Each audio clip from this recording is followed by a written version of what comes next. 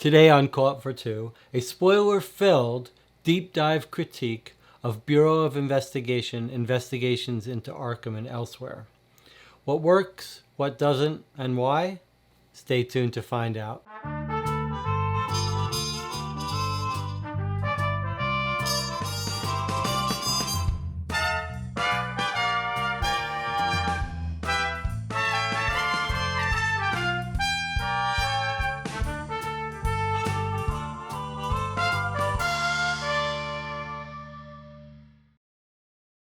So, as I said in the introduction, this video will be full of spoilers, so you should not be watching it until you finish playing the game.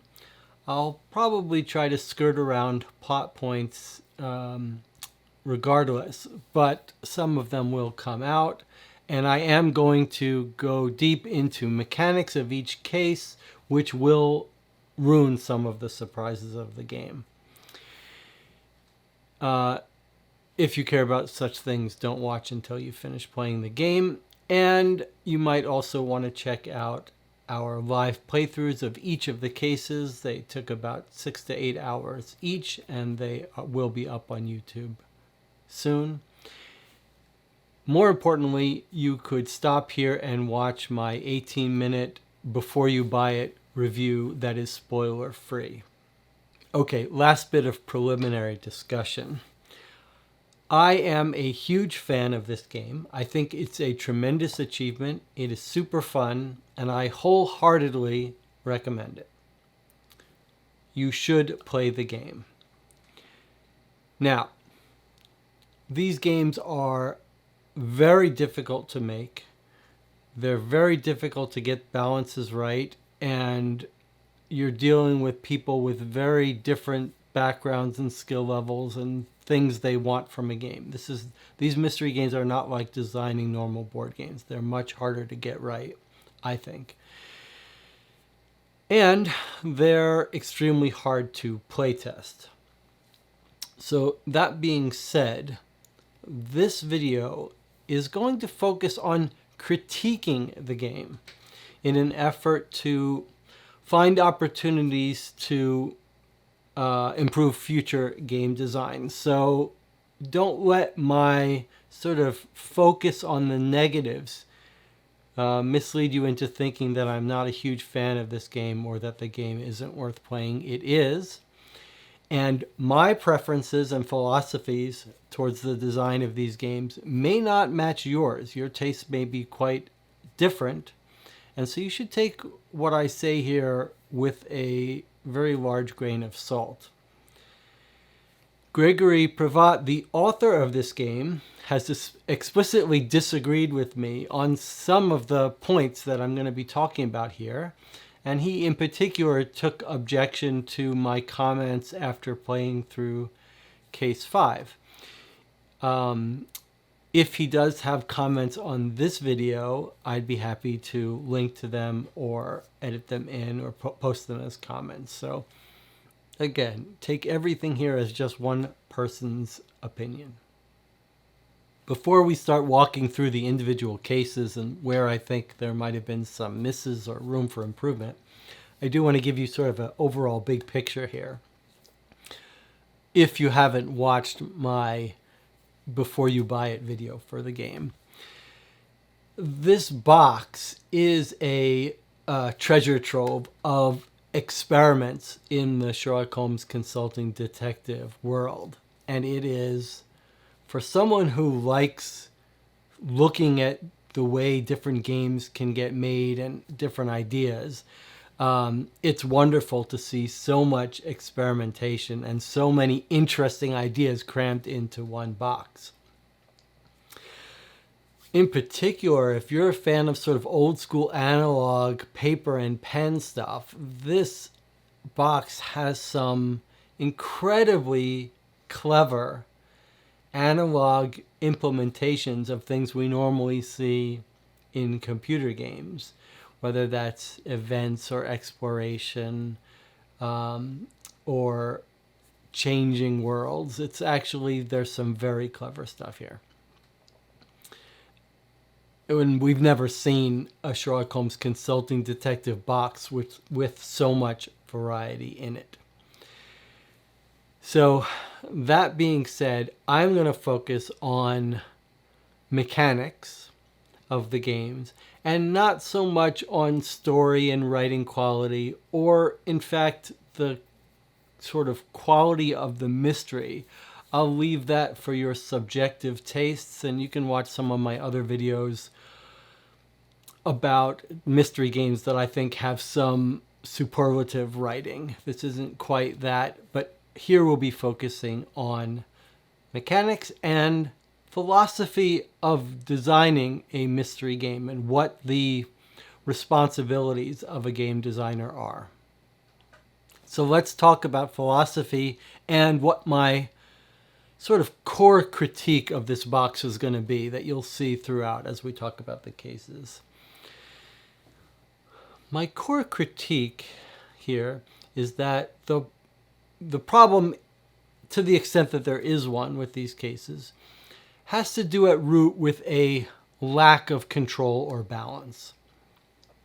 That is, my personal belief is that these mystery detective games work best when the designer is creating an illusion of a completely open world, but is actually behind the scenes of the story curating a good and fair experience. So that is, I view the designer's role in the best of these games as working hard to create a fair mystery. So then you can ask, well, what is a fair mystery? And that's a huge subject that we don't have time to get into totally, but let's talk about it a little bit. In the 1920s, there was a whole movement of fair play mystery stories. These were detective stories that followed a bit of a pattern that gave the reader a fair shot at solving the case alongside the detective. And there was lots of articles written about it and some commandments of what should be in a fair play mystery, but it basically says that the player should sort of be riding along with the detective. The detective shouldn't have any secret knowledge not shared with the player, and a whole bunch of other stuff. And I think you could think about an analog of such fair commandments for fair play mystery for these kinds of detective games. And just to give you some idea of what my philosophy of what these would be, won't go into all of them, but just to get a feel for this, I think here's a couple of them. So when there are time limits in place, the designer needs to ensure that the player has enough time to see enough to solve the case. Players shouldn't be penalized for choosing options that yield no information but could not have been assumed to be redundant. That is, you can't penalize the person for wasting all their time following up leads that, through no fault of their own, yielded no information, but now they've run out of time. Players shouldn't be able to stumble on important locations by accident. That is, if there are important key locations, paragraphs to read that are meant to be solved by figuring out a puzzle, you have to design the case so that they don't stumble upon it by accident and figure the case out, find the answer to the case without actually figuring it out. Players shouldn't suffer from unanticipatable decisions. That is, the player should never find themselves in a room with two doors, and if they go in one door, they get killed by the lion, and if they go in the other door, they find the critical piece of evidence. If there's no way for them to make a logical decision about what option to choose, the game should not penalize you. This is different from something like a choose-your-own-adventure game, where sometimes the fun is that there are random outcomes from doing things, and you know that going into it, and you're meant to replay it many times until you stumble upon the right answer. That's not at least what I'm looking for in these kinds of games. Other things you might consider is you shouldn't need outside knowledge outside the game. You shouldn't need to have a background information on some subject to solve the case. Then there's some more subtle ones, like the designer should ensure that the player should communicate to the player what's expected of them at the end before they get to something where they can't turn back. Designers should communicate when certain information is not going to be found in the game so that the player doesn't spend 6 hours trying to find the key to the cryptographic clue that's you're not meant to solve. These are getting into a little more subtle things, but I think this gives you some of the flavor. The game shouldn't assume that the player has reached certain conclusions, so you don't have the player turn to a paragraph and say, you knew that this was the reason they did this, and so you accuse them of it. If the player may get to that and say, well, that's not what I thought, that's not what I concluded. Other things like the player shouldn't be forced to do huge amounts of brute force work to figure something out. We expect in these games that some clever deduction will get us the answer, not that we have to flip over 100 cards to find the one that happens to match. So that's just some idea of what the philosophy that I have about what makes the best of these games the best. And we'll touch on those as we look at some of the design elements of these cases. Okay, I'm going to spend the bulk of the video now walking through the 5 cases and talking about them a little bit, the new mechanics they introduced, what worked, what didn't, etc. Case 1 is the face. It actually is, the first 2 cases are the most like Sherlock Holmes Consulting Detective, which is what this box is sort of advertised as being inspired by. But even from the first case, we're introduced to 3 substantially new mechanics. We've got a very strict time limit. We've got interviews and investigations. And then we've got the way you solve the end game by intervening. So let's talk about those 3 things. First, time limits. And let's be clear, this isn't a wall clock time limit. It doesn't say you've got 2 hours of real time to solve the case. It's a limit on the number of leads or paragraphs you can read. Now we need to say right up front that this is a controversial mechanic for these kinds of games.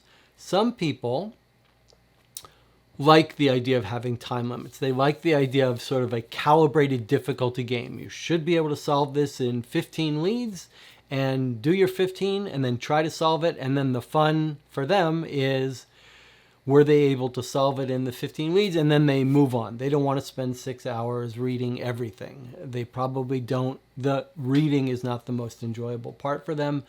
The focus on trying to solve it quickly is.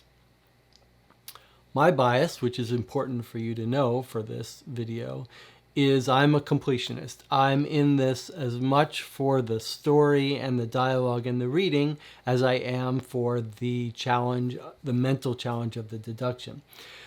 So for me, the best cases are when I can read everything and then sit back and say, okay, I've seen all the pieces to this puzzle, and now I want to be challenged with a difficult picture to put difficult connecting of the dots that will result in a satisfying solution. I want to be challenged at the end, but I want it to be having seen everything. And it's an unpleasant feeling for me in these time limit games to get to the end and the game say, well, had you had enough time to interview this person, which you wanted to, you would have figured out this key piece of evidence. But because you chose to go down path A, you ran out of time and you didn't get to do the thing that you knew you wanted to do, but you didn't have time to do. And it was because of that that you didn't learn the critical information. For me, that's frustrating.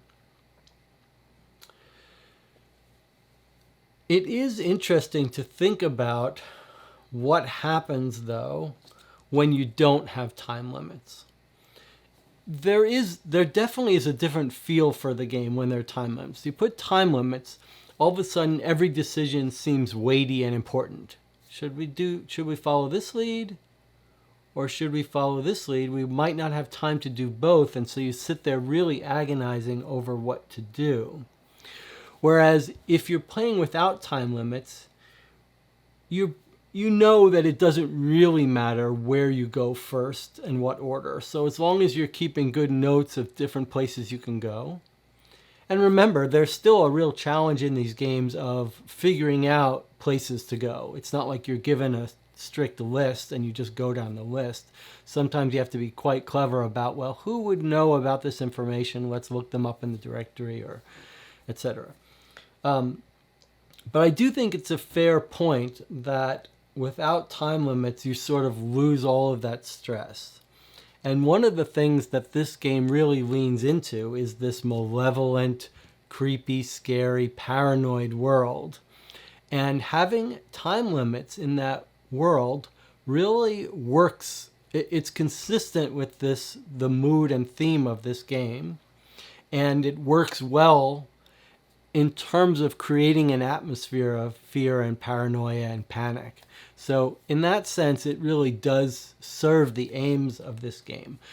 But it is problematic from a game design perspective. From the perspective of creating a fair mystery experience, it makes things much more difficult for the designer. So you're a designer, you want to put time limits in your game, you want the stress and the tension of that, or maybe just philosophically, you like the idea of a game that is calibrated to challenge the player to solve it in a certain amount of time. What you should know is it's almost impossible to make such time limit games with strict time limits, to balance such games and make games that can confidently assure that a wide variety of groups are going to have enough time to see everything. Much harder to do. And I think you might think about 3 different ways you can solve that, or different approaches to solving that, once you've taken on the burden of making a game with time limits. The first solution that I like, that I'm a fan of, the basic approach here, is to lean more towards creating the illusion of tight time limits, but that don't really exist. So in other words, if the purpose of the time limit is to create this feeling of agonizing over decisions and worrying about making the right decision, and increase the feeling while you're playing of making tough decisions, you don't strictly need to have a tight time limit, as long as you create the illusion of a time limit, or at least the ambiguity about the time available. And we've seen that in a couple of games. Chronicles of Crime has a time limit nominally, but really there's huge amounts of time given to the player. But the fact that you don't know when things are going to happen and how much time you'll have creates that feeling of agonizing decisions. And you see that occasionally in this game, or games like this, where you're told you've got 10 leads you can follow, and then by the time you get to the 8th lead, you're almost guaranteed to stumble on the paragraph that says, okay, now you have 10 more. And so even though you're giving the player more and more time, they don't know that, so they walk into it with that benefit, the benefit of the stress of trying to make good decisions. That's one way. Another approach, which I also would consider a good approach, is ensure that no matter what decisions the player makes, they will gather enough information to solve the case. This is much easier said than done. It's actually very hard to do. But you might think of it logically in terms of you're putting the player down a branching path. At each point decision they can go A or B. As long as no matter what branch of paths they go down, you're giving them, if not the same information, equivalently valuable information for solving the case. And the game probably that comes closest to doing this is Detective Modern Crime board game. It doesn't do it perfectly, but the idea is there that you might be making decisions, and they should, no matter what decision you make, you're going to get useful information to help you solve it. That's another way that the designer can control and balance the game. Those are my two good solutions. Now there's an okay solution, and I think that's more what we lean to here in this box. And veering into the not good solution. And that is basically to not worry about balancing out the options that the player may take and giving them good information, and accept that, well, one group is going to make choices, possibly randomly, that give them huge amounts of useful information to solving the case, and one group, through no fault of their own, just making completely reasonable decisions, are going to get no useful information. They're going to be so lacking in information by the time their time runs out that they essentially have no possible chance of solving the case. Now, I said that was an okay solution, but it's not. That's not an okay solution. Not for a game that you only play through once and read this, and then read the ending and then say, well, that sucked that I didn't get any of the information that I could have used to solve the case. What makes it an okay solution is only if you can, as a designer, figure out a way to let them replay the cases until they solve it without spoiling anything. And you might make the case that something like a choose your own adventure book fits into that sort of basic genre, where it's okay if they turn a paragraph and they open the red door and then they get killed by the lion, because the game is not meant to end there. It's just, okay, that's my session today. Now I'm going to pick it up tomorrow and do something different. And it's the fun of trying something different. So if you can make these cases to really be replayed many times, then maybe you don't worry too much about the idea that one group is going to make logical decisions but end up, through no fault of their own, being unable to solve it because they didn't get information. And we're going to talk about the cases more as we go through, about where that didn't quite work. But last piece about time limit, I think, is to say that choosing to put time limits in a Sherlock Holmes consulting detective game causes ripples of ramifications that spread throughout the entire game. It's all because the stakes are now so much higher for replayability, for reasons I just mentioned, and for balancing the game, giving them enough information, making the story fleshed out enough to be enjoyable. Setting time limits increases the bar for all of those things, and it's a very high bar to meet. The next new mechanic introduced in Case 1 is the idea of interviews versus investigations.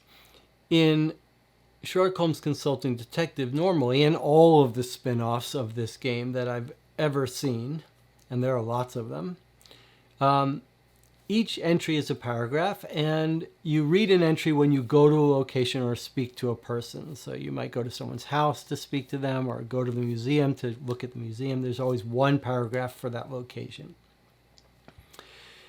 Here, in the first two cases at least, every location is potentially doubled up. There's a possible interview section for that location and an investigate section for that location. The rules are not very clear on this, but basically the author has explained that you go to a place in interview mode if you want to speak to the person, and you go to the place in investigate mode if you want to avoid speaking to the person. And you can see from here, if we just open up the first case, how it's organized. They're actually very nicely arranged in tabs. But you can see that half the book is interview sections, and then the same locations are duplicated in investigate mode.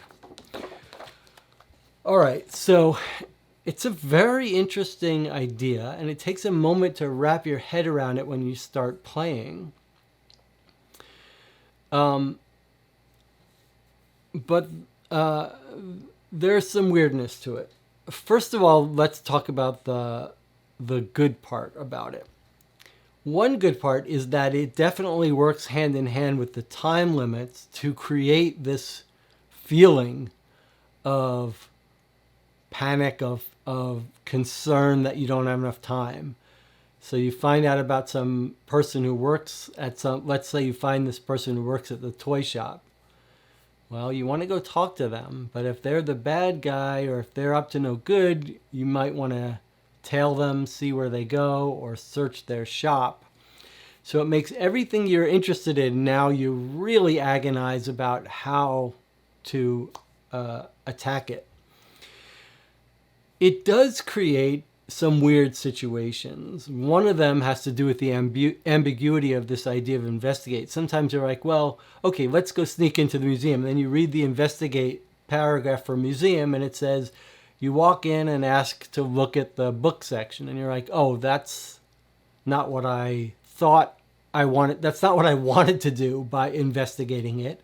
It's just that this is this catch-all term, investigate, and the game is going to decide what you actually wanted to do when you read it. This is sort of in violation of one of the fair play mystery game proposals I put, which is that you shouldn't assume the player's conclusions and theories when you open the book. So it's a little weird to open the book and think, okay, I'm going to tail this person. But when you open the book, it tells you what you really did was you walked into the front door and asked to look around. So that's some weirdness. I wouldn't say that's a good or a bad thing, but a slightly weird element. In general, however, I do think that this doesn't quite work, this interview versus investigation mechanic. It's the only mechanic here that feels to me like I think doesn't have some really interesting stuff going on. But okay, so why is this a miss? Why is this mechanic sort of counterproductive? The first reason is that it compounds the high bar difficulty you've put having time limit problems, because now going to a place that has no information, when you do that as a player, you're like, okay, let's go to this guy's house. Oh, he's not there.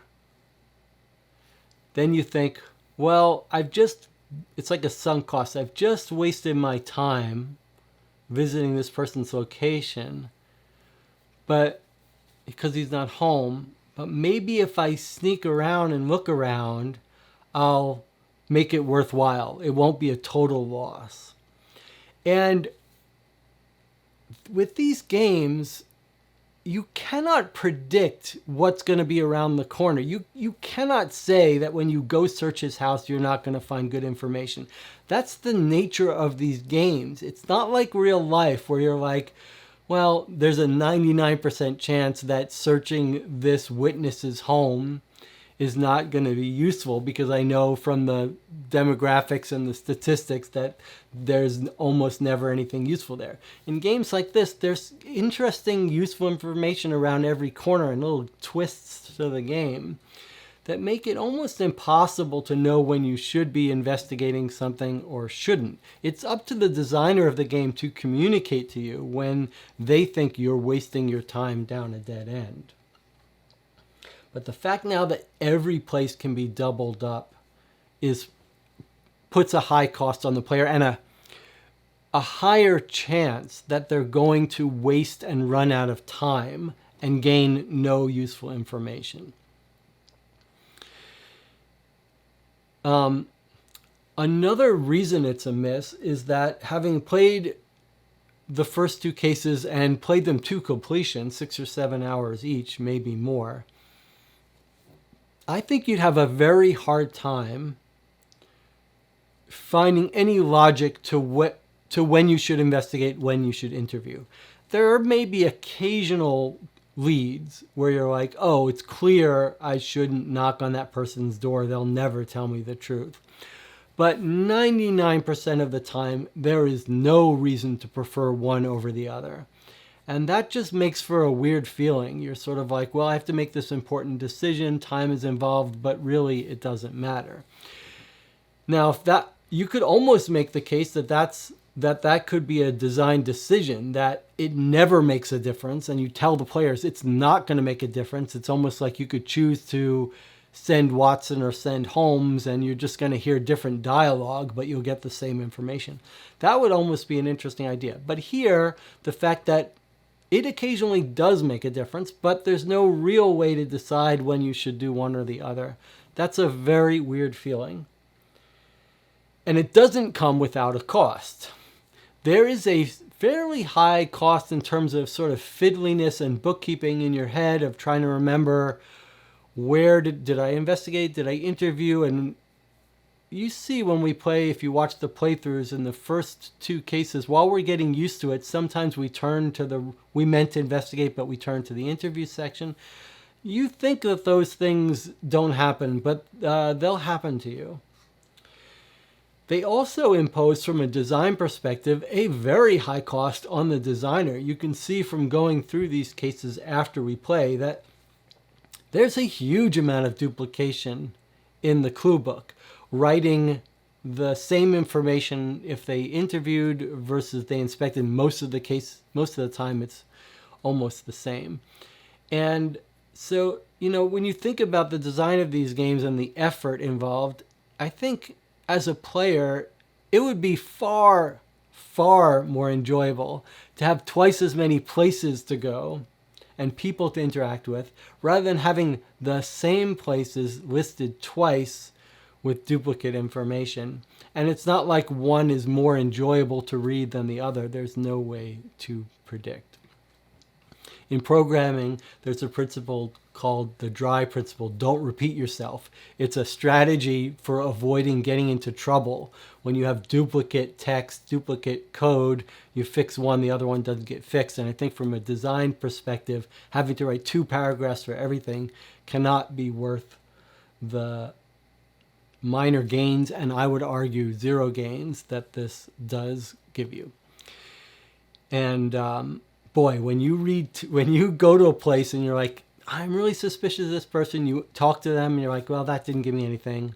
And then you're like, maybe if I sneak around, I'll learn something new. And then you go and you sneak around, you learn nothing new. It's really a bad feeling that you've now wasted 2 of your 15 leads on a completely dead end, and there's a time limit, and you're a couple turns in and you're like, well, this game's basically lost. I'm not going to have enough time. I've wasted a huge portion of my game. Should I continue? Is it really going to be worth it continuing? Those are the kinds of things that can go through your head when you've got time limit and this ease of wasting time. I think probably a better mechanic, a better way to do this. So there is some fun and enjoyment in being able to talk to a person and then sneak around and investigating them or investigating a location. So I don't think that one should give up on that. But I think probably the better way to do this is the way that a game like Gumshoe, the 1986 detective game set in the 30s, does it, is that there's a lot more cases where there's a time limit in that game as well. There are a lot more paragraphs where you go to it and then you're given a choice. And it'll say you go to the place, and then it'll say, well, you see them driving off. Would you like to choose to spend some time to follow them?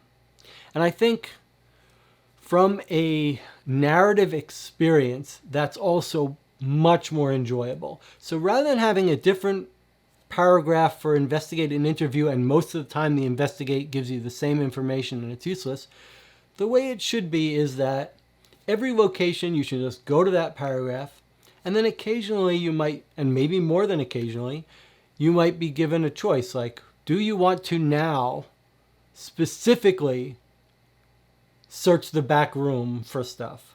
Do you want to tail the person?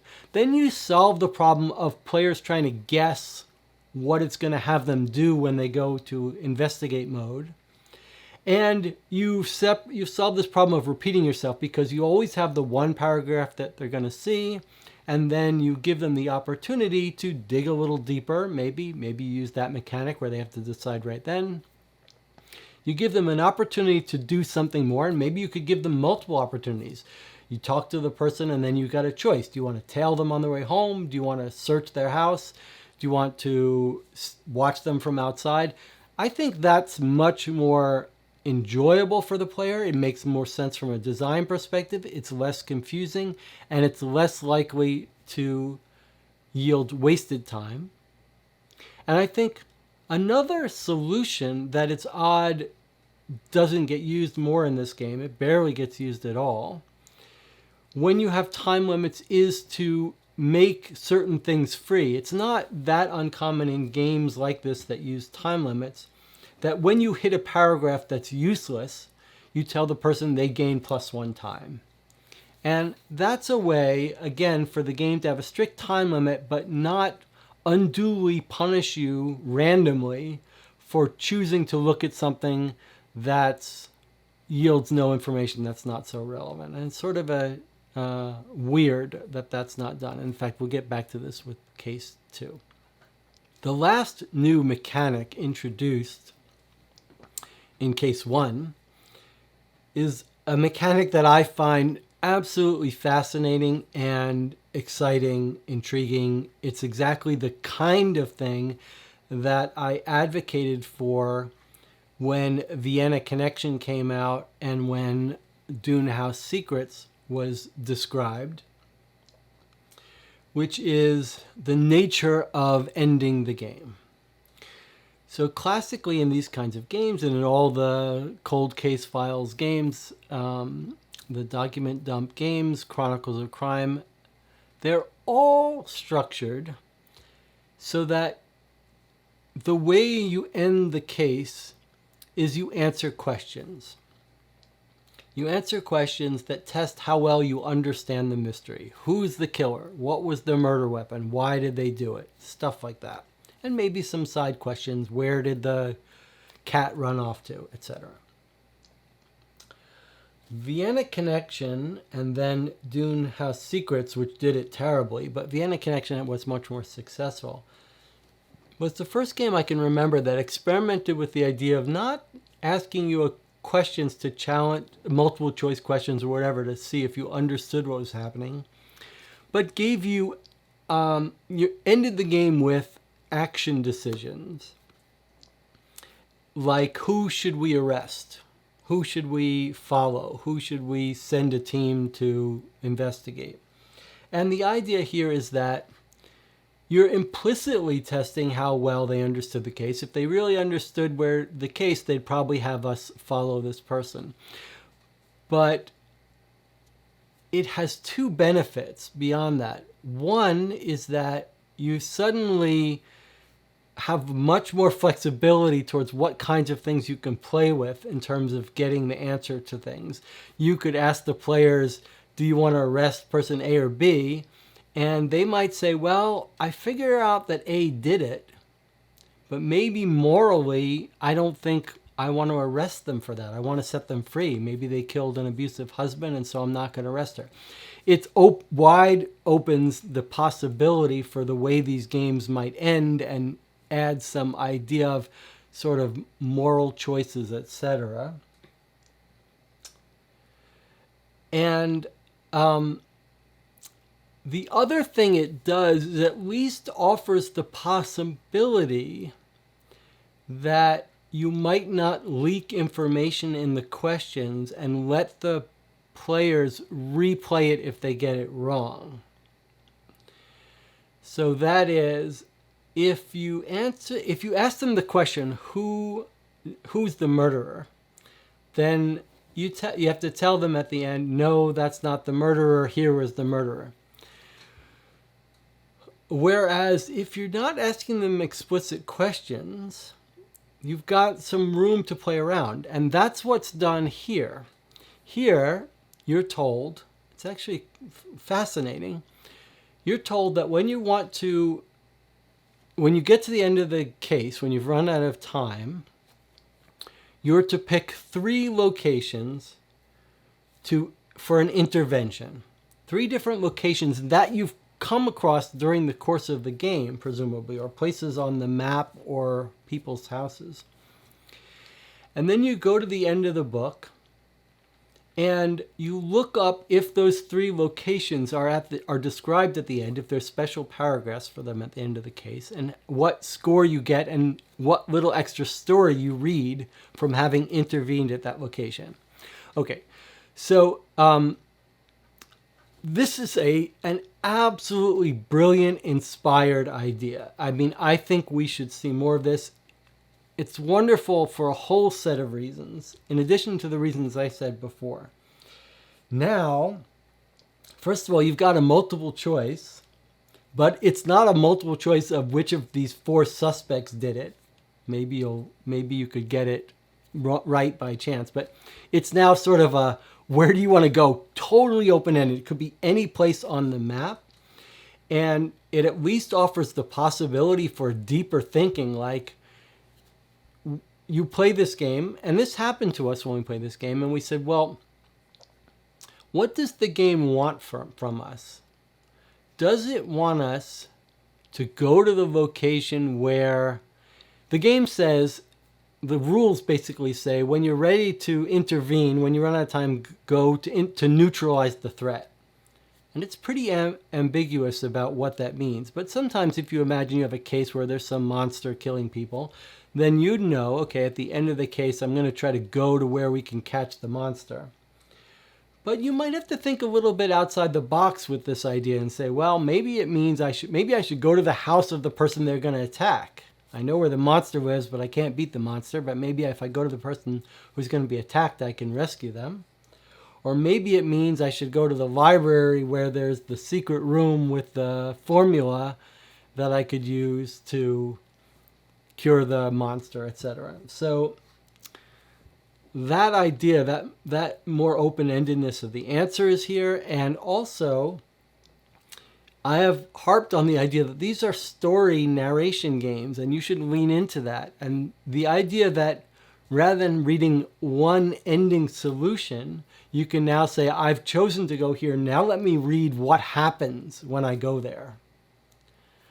That's wonderful. And this game does make use of that in several of the cases, not just the first 2, but the others, where if you pick the wrong place, you might get a fun story of an unpleasant ending. But it's fun to read that. Like, it doesn't just say, no, you're wrong, you picked the wrong place. It says, here's what happened when you went there in that dark alley, a bad thing happened to you. That's a fantastic idea. And then the idea that you're going to get multiple points for different places is nice. And just to show you how subtle this brilliant idea is, and I think a lot of the ideas I'm talking about haven't been fully fleshed out and tried in this box of cases, but the potential is there, and I really do think we should see more of this. But here's another example of how clever and great this idea is.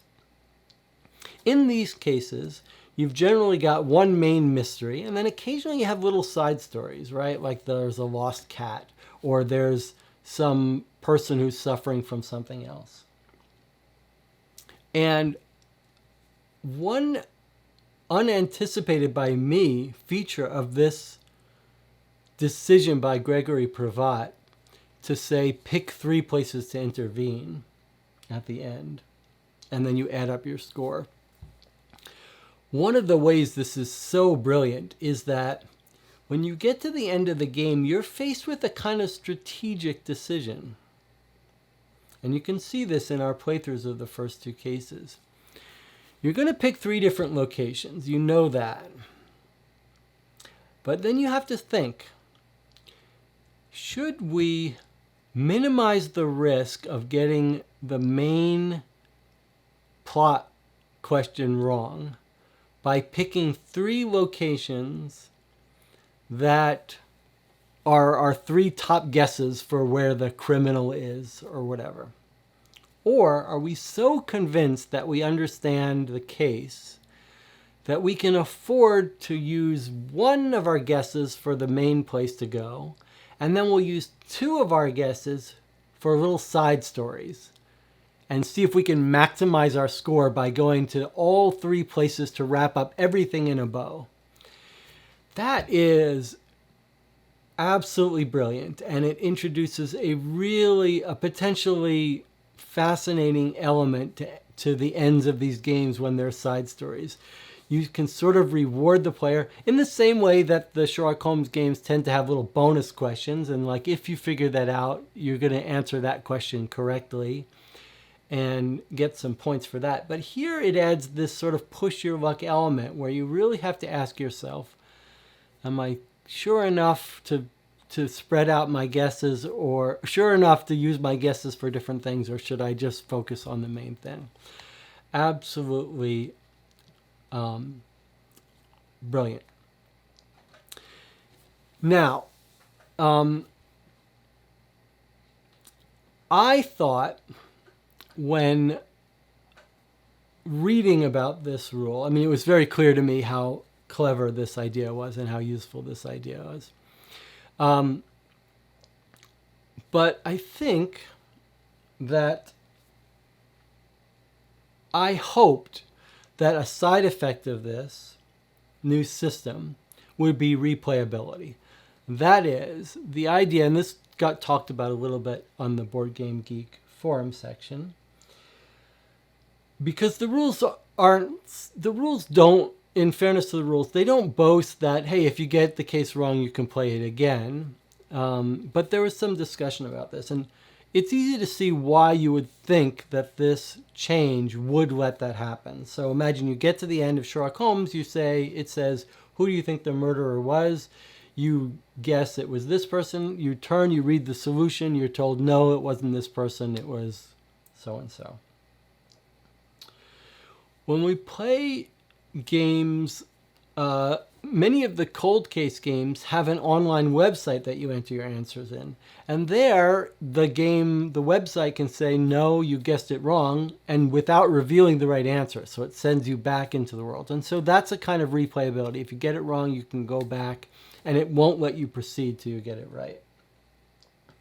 Here, I imagine that the idea would be that if you guessed the wrong place to go to neutralize the threat, let's say you misunderstood who the criminal was and you pick their house to neutralize the threat, you get to the end of the book, you read it, it says you knock on the door, no one's there, the police tell you that someone new was killed across town. Okay, well then you're like, whoa, I made a mistake, I got this person killed, and now I can replay it. So when the cases end like that, then it's achieved its goal. It's achieved that goal of letting you replay it. But here's the problem.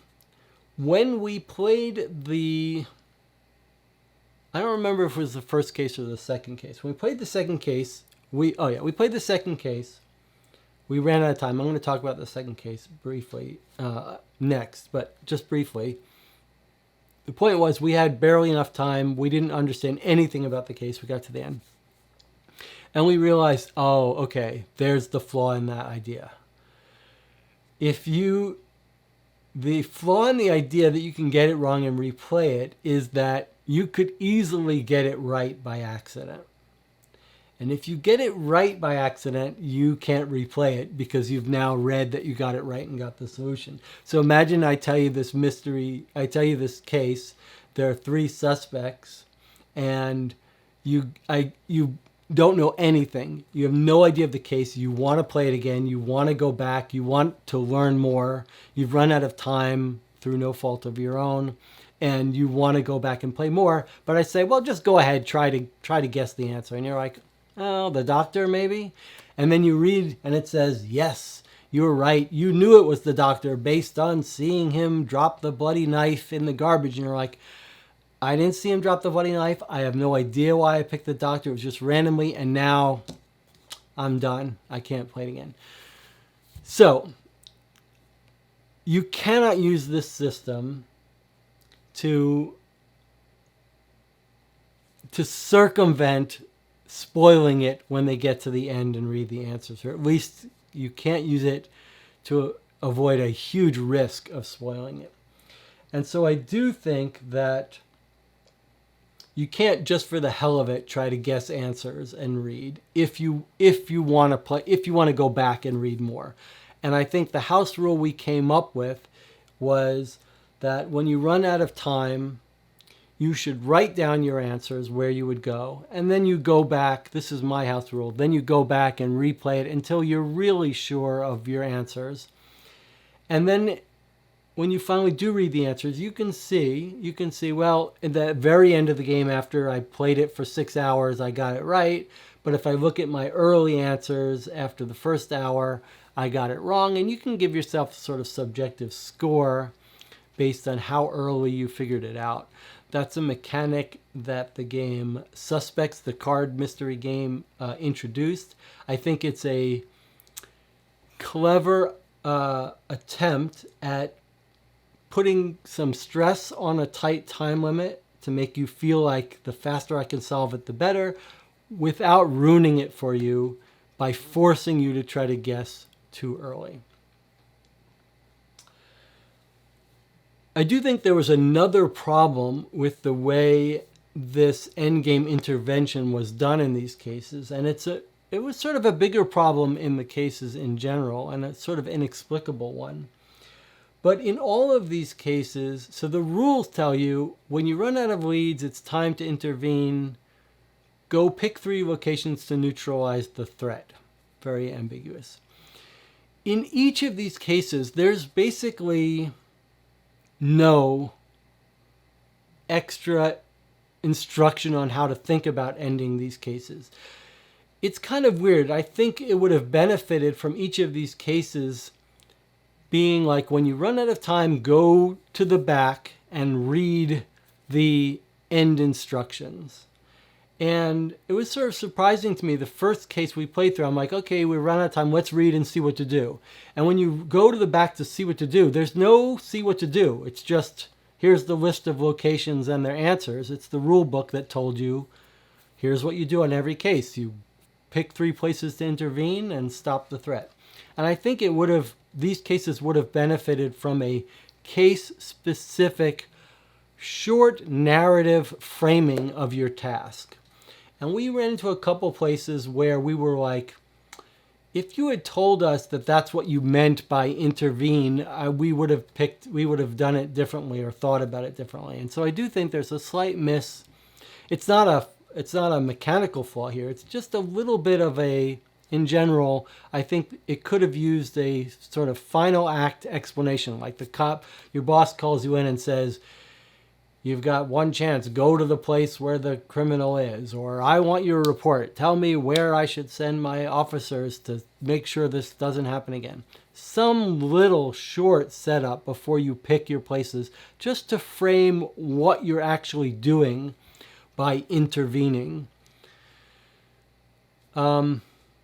Yeah, so there you have it. The end game intervention stuff. One of my favorite new things, and I think just a little bit more tweaking. This could be something that we should see in most cases. Now, I will say, lastly, as my last statement about this, that it's clear that this idea of picking 3 places to intervene might have a bit of a hard time with certain kinds of cases. If I was going to advocate using this in every Sherlock Holmes consulting detective game from now on, I think that would be a little tricky. I think there might be some things, like if you wanted to ask what the murder weapon is, you can't just look at the 3 places the person picked to intervene. But I do think that when you're designing a game like this, you should think long and hard. Can I ask a question or give a task where the player can pick one of the locations as a way of answering, as a way of taking an action as their answer, so that I can give them a different paragraph based on the different answers they pick? And some might be right, some wrong, some give more points. and fewer points. It's like being able to answer a multiple choice question with a huge number of choices based on the game in a much more tangibly enjoyable way for the player. Okay, final thoughts for case one. I talked about the game's missing an explanation, a sort of lead-in for the intervention before you answer it. I think a similar complaint can be made about the epilogues of these games, the explanations. And I think case one is maybe the worst case of it, where the actual solution is a very brief, very short section that explains very little and is sort of unsatisfying. I think, these are games about reading that are taking the place of books, and the designers should lean into that. The end should be a very satisfying explanation that reads like a story, as well as explaining the mystery and all the things that the player might have missed. And we've seen a bunch of games that do this well. The Postmortem LA series, each of them has these very long endings that are very satisfying. And the Adventure series has these long explanations of all the clues and how you might have been waylaid by one of them that was a red herring and what you should have been able to pick up from this clue. I think the players deserve that at the end of the game, deserve an explanation for all the pieces and the clues, explaining what they might have missed and what they got. So case one, not my favorite. In fact, it felt a little bit like the pacing is off. We're right up front, top loaded with tons of names and places, and sort of peters out after that. There's very little dialogue. We're sort of chasing after ghosts most of the time.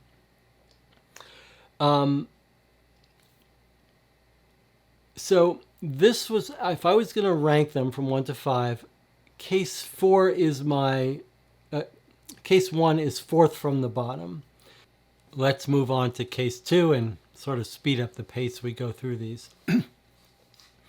Case 2 is the expedition, and it introduces one new mechanic from case 1, if you want to call it that, and that is events that occur throughout the course of the game that we've seen other Sherlock Holmes consulting detective games where events happen and it might be gated, like it might say you gain some object or something happens and then mark A, circle A in the book. And then when you get to a paragraph, it'll say if you've circled A, then jump to this section or read this extra thing.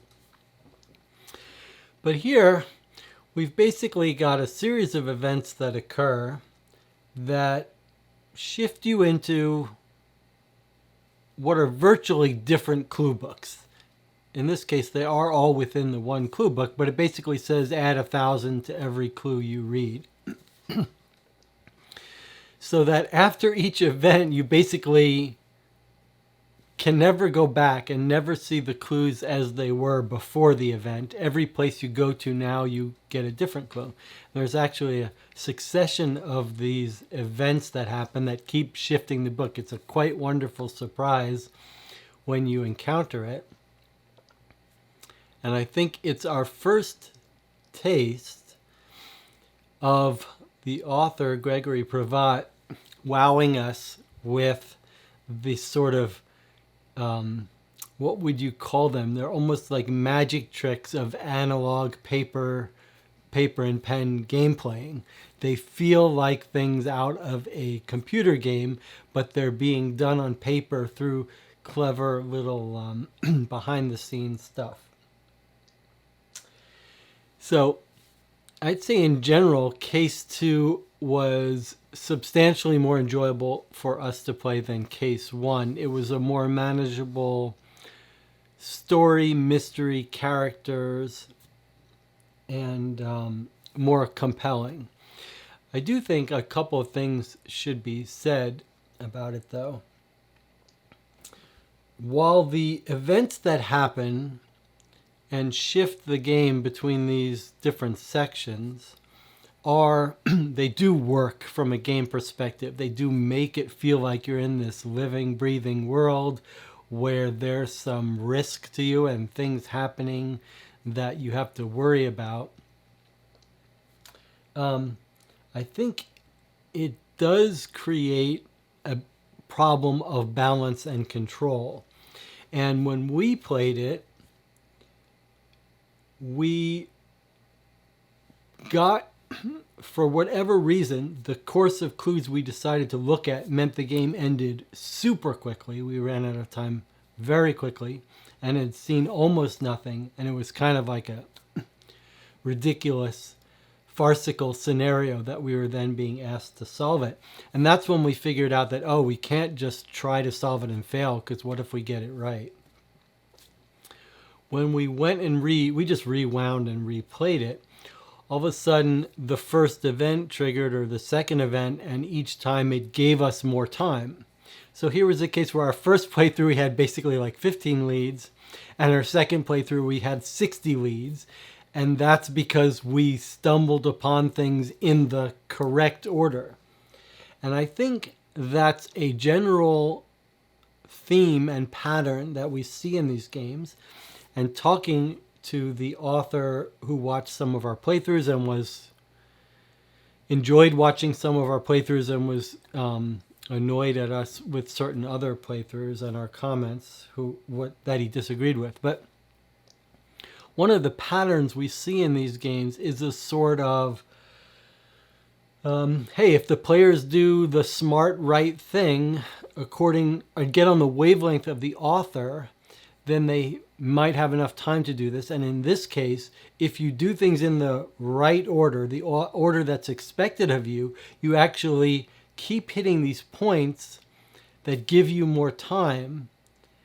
And if you do them in an unexpected order, or an order that wasn't on the wavelength of the author, you can suddenly find yourself having seen nothing and out of time. From my perspective, that's a flaw in the game design, but that's just my philosophy, that the author is sort of, in these games, should be trying to curate an experience and find paths that, in the same way that if you play tested a game and you found a way someone could play that would break the game and ruin it and make it not fun and be the easy solution, you'd say that's a problem. I want to fix that in the game so people can't do that. I see the analogous case in these mystery games. When you have a time limit, you want to be asking, well, can the players make reasonable choices and then end up out of time before they've seen anything? And if so, that has to be corrected. This almost seems like it's the reverse. These places where you're given extra time, instead of logically putting them at places where if the person goes down a dead end and wastes time, then you want to give them extra time so that they can get back on track. Here, it's sort of the reverse. You're sort of given more time at these specific events that are advancing the story. So if you miss one, you cascade and run out of time before you can do anything. I also think that this was a story that was based on a Lovecraft story, that if you knew that story, you would understand things a lot better than if you didn't. Now, again, this may be one of a design philosophy that you could see that as a good thing. I tend to think of that as violating the rule that you shouldn't require outside knowledge. I wouldn't say you requires it in this game. This is a nitpick, but I do think if you knew the H.P. Lovecraft story well, you probably would understand the case substantially better.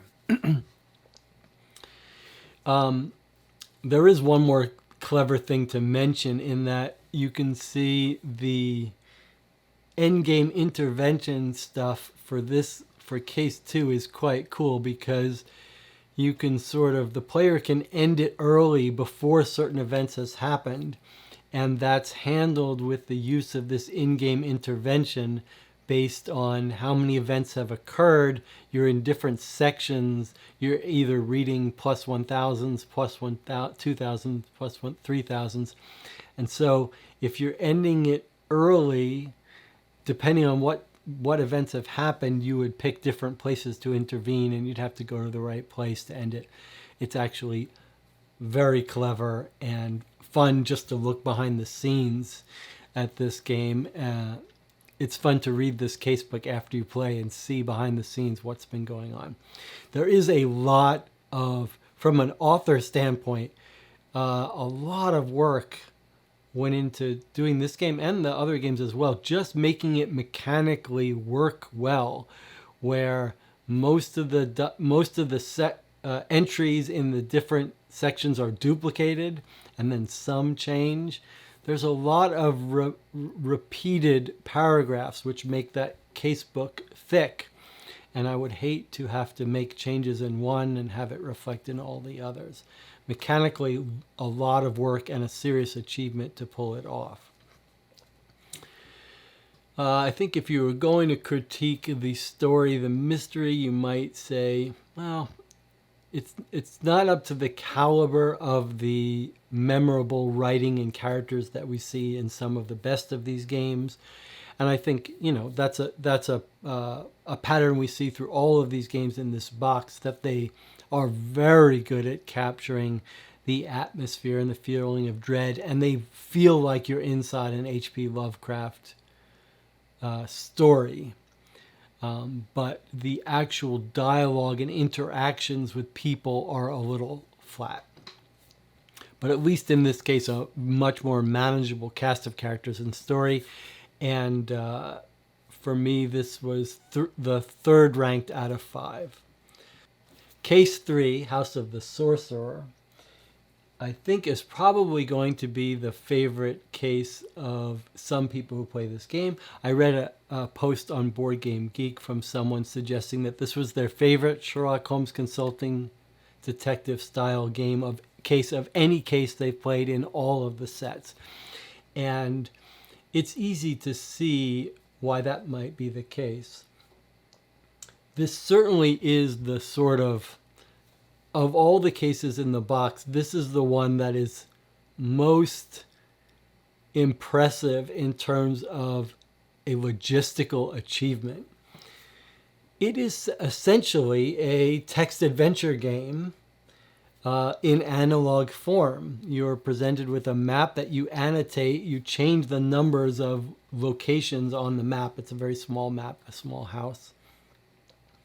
And as you manipulate the house, you change the numbers. And so you basically can pick up objects, use objects, accomplish certain things, modify certain things.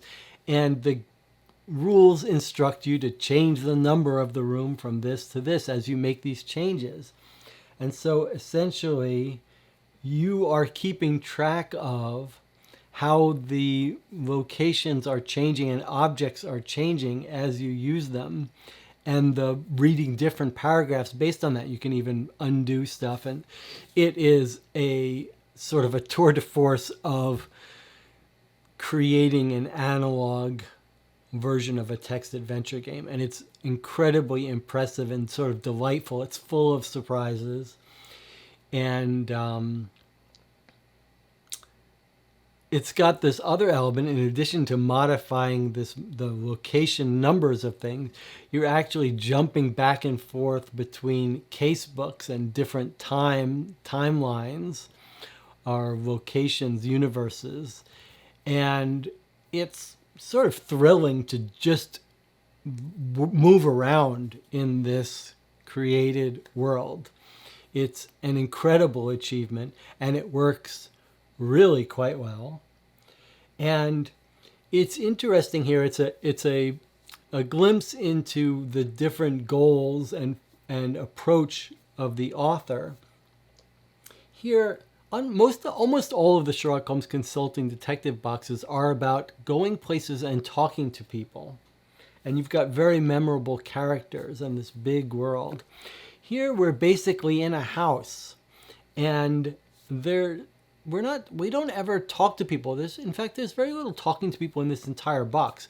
But in this game, we're not talking to people, and we're not even interacting with characters and people, but we are really interacting with this location, with this house. And that's a very different feel and a very fun, enjoyable, different feel. And it's quite successful, and it feels like a text adventure game. You're trying to feel, I guess you could go beyond that. It feels like a very clever time travel-y text adventure game where some very cool stuff is going on that you have to wrap your head around. And there's very clever mechanics, but there's some also very clever little puzzles. This case has a bunch of little puzzles that are multi-step puzzles, and they're quite sort of enjoyable to figure out. And it's paced well like a good adventure game. You encounter objects that you're not sure how to use, and over the course of the game, you come up with little theories of how you could use them, and you can experiment. Just very successful there. If there's one little miss here, and I think it's debatable whether it's a miss. There's a very clever, cool, different sort of think outside the box solution to case 3. And it's actually, it shows you how the author is willing to think outside of the box and bend the rules of these games. And it actually works quite well.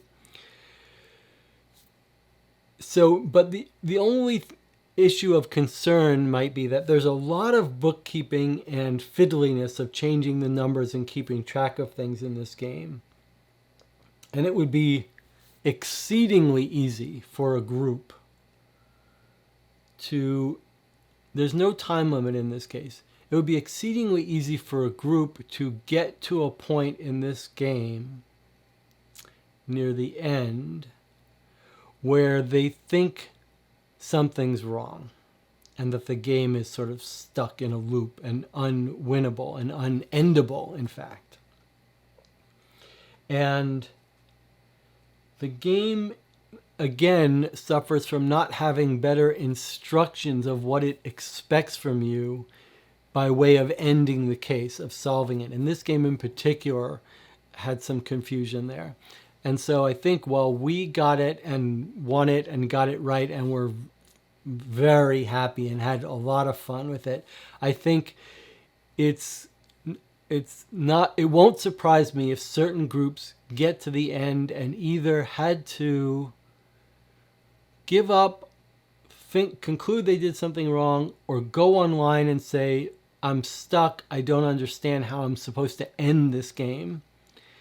And it also wouldn't surprise me if there are people who do end it, do figure it out and end it, and have a little tinge of feeling, a little pang of feeling like, I didn't get the best ending because you didn't tell me what you wanted me to, how to do something that you should have told me how to do. So maybe if there's any criticism of this really exceptionally well done case, it's that the explanations could have been a little bit better at the end to help people understand. You don't want to give anything away, but just sort of help them understand how they should be thinking about the end of this case. But just a totally unexpected, surprising, delighting game. A game filled with little delights. Yeah, so this was my second best of the 5. There's only one other case in this box that I liked better. Felt like completely different from a normal Sherlock Holmes consulting detective game. Just almost as if someone dared Gregory Pravat, the author, to figure out totally new ways to make each of these cases completely different from each other. One of the most surprisingly successful analog experiences, analog versions of a text adventure game that I've ever seen. Quite an accomplishment and quite enjoyable.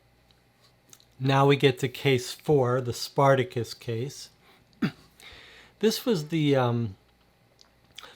moment when we were playing when we knew this box was something pretty special. The back of the box says it's inspired by Sherlock Holmes Consulting Detective. No, it says based on the Sherlock Holmes Consulting Detective system with some modifications. Case 4, in fact, is a totally different genre of game. It's actually a cold case, or what we've been calling mystery suspect or document dump game. It's an envelope full of a large stack, maybe 50 loose 8.5 by 11 sheets of paper, many double-sided, just a stack of them.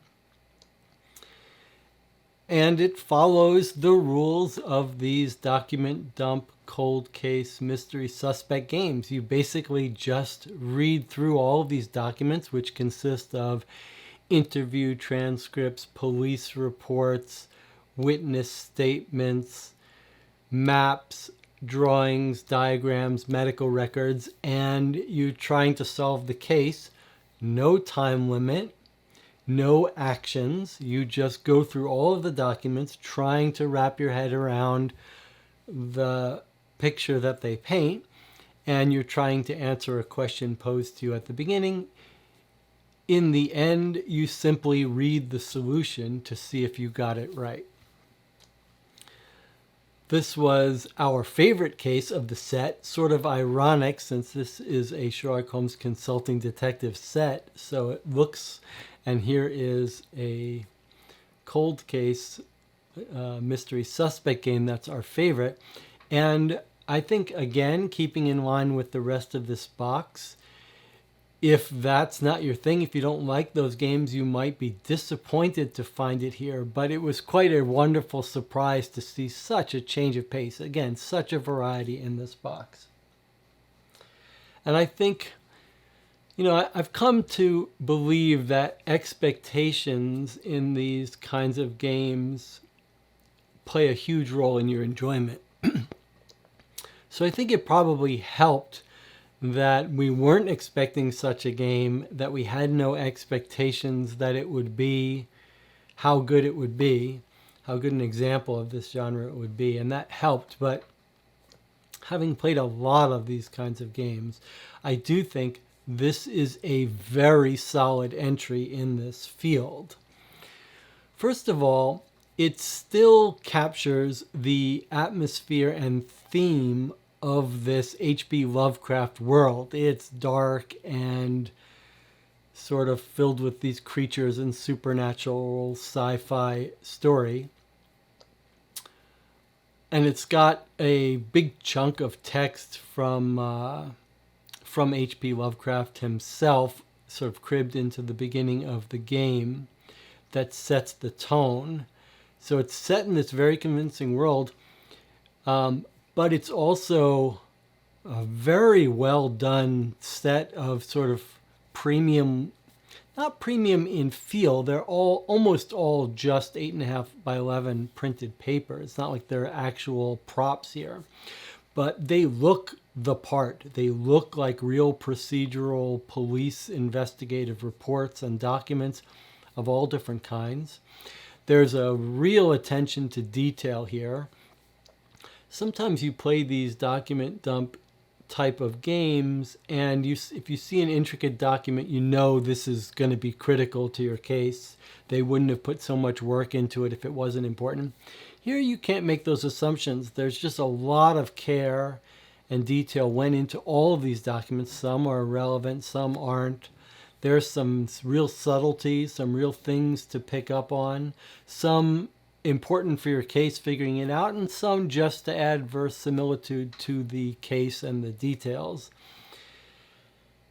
So the actual documents are very enjoyable and satisfying.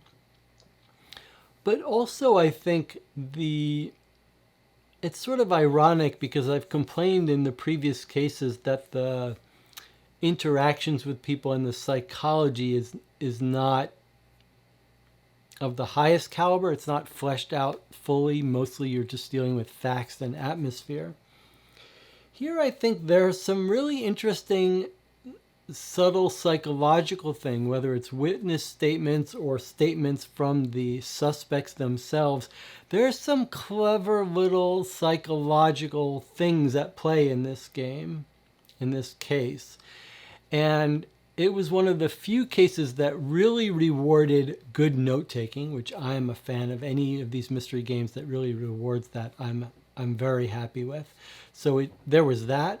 And there were also some pieces that clicked into place, some dots that connected in a way that is what you want in this kind of game. So like we got to the end, we had our theory, and then we said, well, let's go back and look at some of the details of these interviews and statements and see if they're consistent with our theory. And when we did that, we actually found some subtle, clever things that made sense. And I think that's what you want in this kind of a game. In the best of these mystery games, whether they're Sherlock Holmes or these cold case games, once you figure it out, you should be able to look back and things make sense and say, okay, that's that little subtle thing they said that I didn't regard as important. Now I see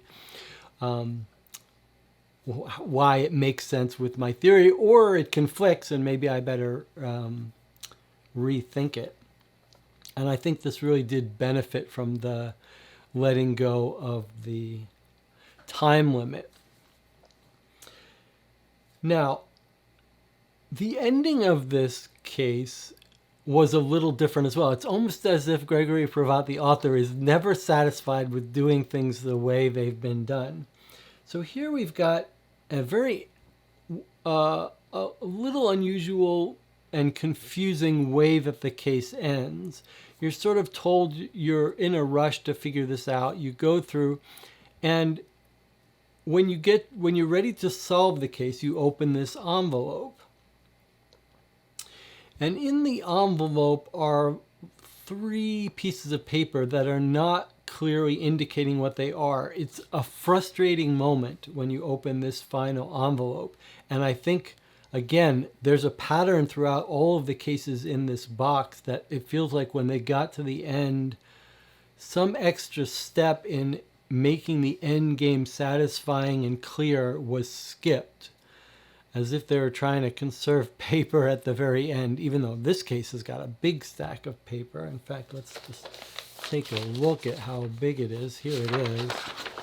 Here's the stack of these papers. I mean, it's a very rich set of documents and photos. But anyway, so you get to the end and you open this envelope, which is here.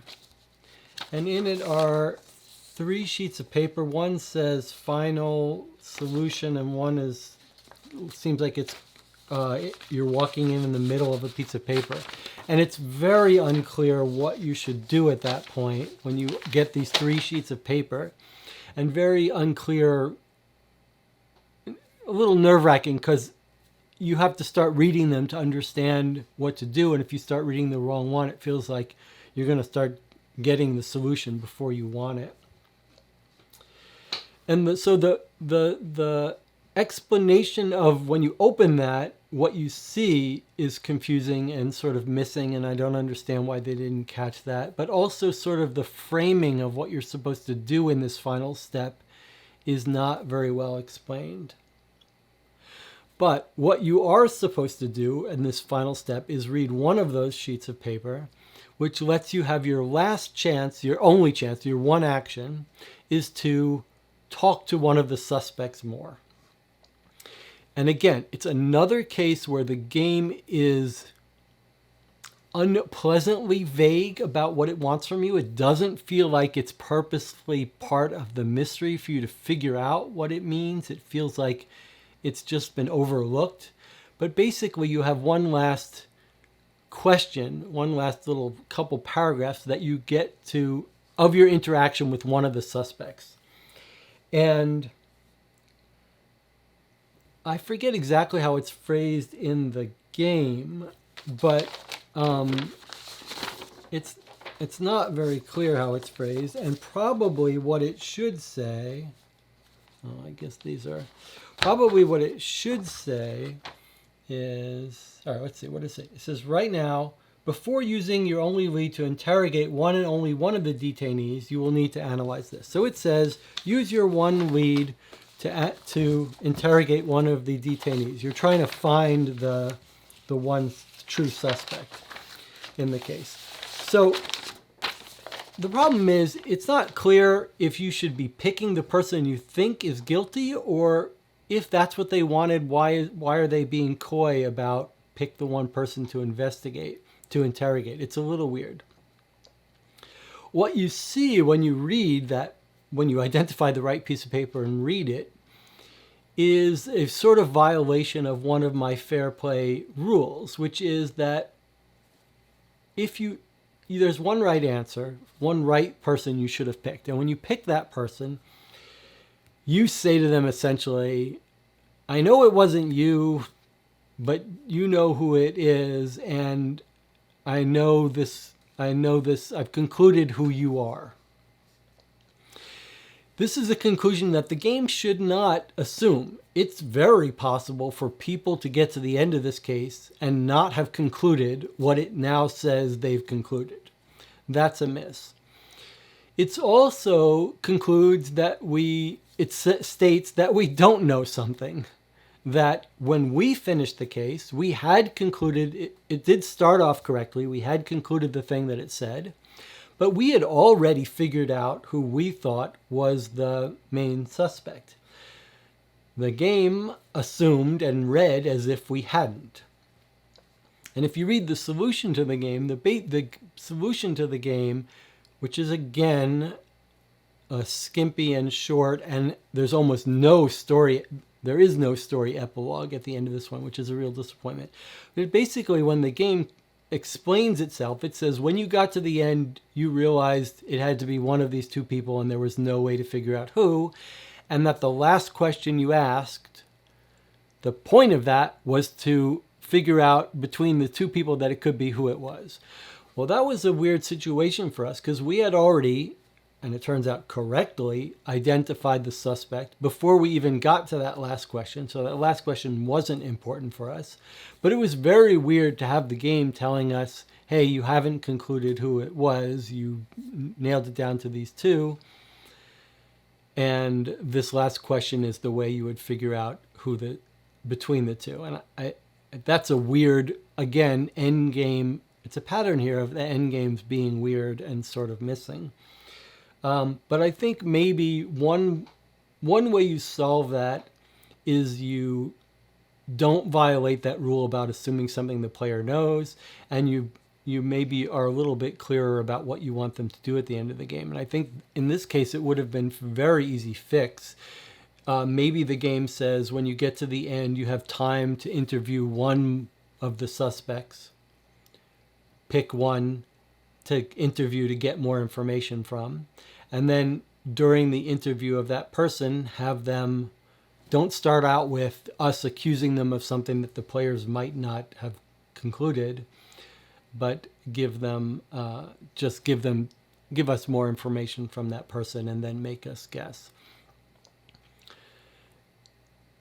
It is interesting to see that the game had decided that we shouldn't be able to we shouldn't be able to uniquely identify the suspect, but we were able to. And it's a weird feeling because I think it's a credit to the game that we saw behavior and psychology and clues that did allow us to find the real culprit. And I think were logical and made sense why we should pick them. But the game was sort of saying that maybe on a purely logical constraint basis, maybe we shouldn't have jumped to that conclusion. We shouldn't have been able to rule out the person. But I think that doesn't make sense to me. I think all of these games, you're sort of using all the evidence, and any given piece of evidence could have an alternate explanation. If you say at the end of these games, well, based on the witness statement, you can exclude these people. And so when you take all that into account, this is the only person it can be. You really can't play these games that way. You have to, in the back of your mind, it's always fuzzy. It's always a preponderance or statistical analysis of the evidence, because any given piece of evidence, a witness statement, the witness could be lying, mistaken. So to treat these games like here's the pure, perfect constraint satisfaction solution, the witness said this, said it was a person with blonde hair, so it couldn't have been anyone else. That's not a fair way to make these mysteries. You have to assume that the witness could be mistaken. So all of these games involve a holistic view of the evidence. That's just my little pet peeve about the game having this sort of strict view in this one case of understanding the evidence. And I do think, again, this is a case where you play this long case. It should be giving you the reward of a full explanation of all these little intricacies of the game. It's really a shame in these games where the author has gone to so much trouble to plant little clues and red herrings and details to not have a discussion of that at the end of the case, told in a story in this world, or told from the author like, hey, here's a little backstory about what you looked at. Those are, the Adventure series does a really great job of that, and it's missing here. Having said all that, though, this was my favorite case of the 5. Just a very solid, real core mystery game, but set in this very cool H.P. Lovecraft world. If you were someone who said, hey, I like solving mysteries, I want the mental challenge of the puzzle, but I want to try a game in H.P. Lovecraft world, you could pick up Case 4 and really just enjoy that as a meaty, thinky detective game, totally standalone, separate from all these, and you could almost buy it for that. The last little thing that maybe should be said was we had a weird experience. If you want to watch a playthrough, it might be interesting to watch our playthrough of Case 4, the Spartacus case, because we made a rather erroneous assumption early on based on very little information that really caused us to spin off on some weird conclusions and thoughts and reasoning. It didn't affect us solving the case, and I don't want to spoil what it was, but it's almost, to me, the best part of playing these kinds of games is to see where you get tripped up making assumptions that you shouldn't. And I'll give a plug here for my video on Remedial School for Narrative Detective Mystery Gamers, because we fell right into one of these traps of making an assumption that seemed so obvious that it was invisible to us. And it's a great example of how you can get waylaid by an assumption you make that you don't even realize you're making, and how you have to revisit those. So it was also delightful that this game had an example of that. It might have been nice if the game played on that and took advantage of that, but I have a feeling it was totally unexpected to the author that we made this mistake. But nevertheless, it was very enjoyable. The final case in the box is Case 5, the Gunboat. The infamous case in my mind.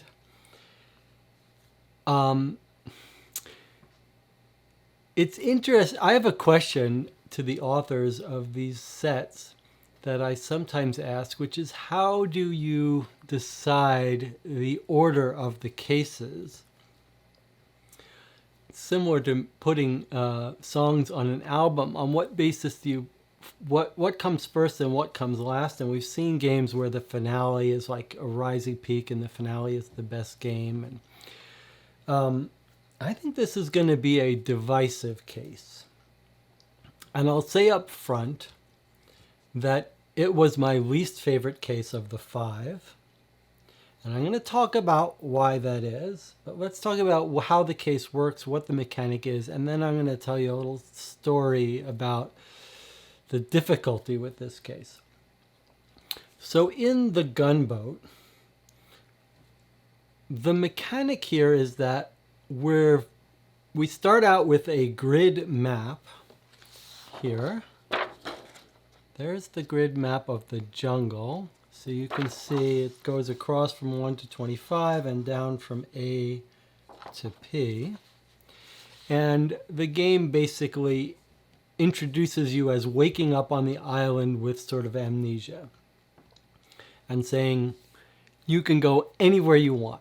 So at any time in the game, you can pick any location on the grid and visit there. A very sort of shocking, weird idea. I can go anywhere. It's keeping consistent with my other complaints of the game. It's not exactly clear what that means. Does that mean you're walking anywhere you want? Or you're looking at it? Not super clear, but it doesn't matter. It's clearly a game about exploration. And you basically can annotate this map as you discover places or get clues on places. So you're told you wake up and you're told what grid location you wake up at, and maybe you can see a couple others. And it harkens back to the old days of drawing maps for text adventure games, which was a huge part of the text adventure game was drawing these maps as you explored. And you really do get a feeling of exploration. At least, I mean, it's clear that the game is about exploration, or that's the key focus of you. There's also a very interesting framing for this case and this story that feels different. You're told almost nothing because you basically just wake up with a gun and on the side of the shore. You're not given your normal police briefing, so you don't know the backstory, you don't know how you got there, you don't know what you're supposed to be doing. And the other cool little mechanic, if you want to call that here, is that in addition to the locations on the grid, there's one R section, which turn out as you play it, it doesn't say this is explicitly what it is, but as you play it, you realize that the R entries are little flashback memories. So as you walk around and explore, maybe something will jar a memory, and you can choose to spend one of your limited leads to read your little flashback memory. And it's a very fun experience of sort of recreating the story of how you ended up in this jungle and what happened that brings you to today. So it's almost like there are two tracks happening. There's the stuff you're doing while you're playing, and then there's the reconstruction of the story from your memories. I found that quite a compelling story, quite compelling to piece together. It's like the movie Memento, piece together your previous life, your previous story. Quite fun. And I liked it, but it's a big shift from Sherlock Holmes where you're going and interacting with people. Here, there's very little interaction, very little dialogue, and almost every paragraph is very short. In Sherlock Holmes Consulting Detective and many of these games, you occasionally get this big, long explanation. In Adventures by Gaslight, one of our favorite, there are a couple entries that are like 2 pages long. Here, seems like an entry for every part on the grid, and so all of them are very short, like little 1 paragraph. Many of them read exactly the same. Like when you're in this area, they all read the same, and they're all like, there's nothing here. There's jungle area, and the jungle looks like a certain way. There may be little subtle differences, etc. Okay, so now let me pause for a second and talk about, before I critique and talk about why this particular case didn't quite work for us. I want to talk about this little side issue. So we played all 5 of these cases live on YouTube. They took about 8 hours each. This last case, the Gunboat, was a little shorter, maybe about 6 hours each. For most of those 5 cases, I think for substantial parts of all 4 of them, the author, Gregory Pravat, joined us in the chat for the game, the live play of the game.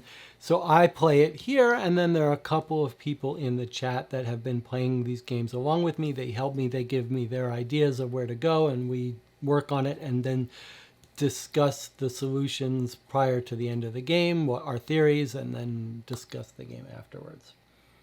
And it was very fun having Gregory join us for the 4 cases he did, or at least major parts of them. And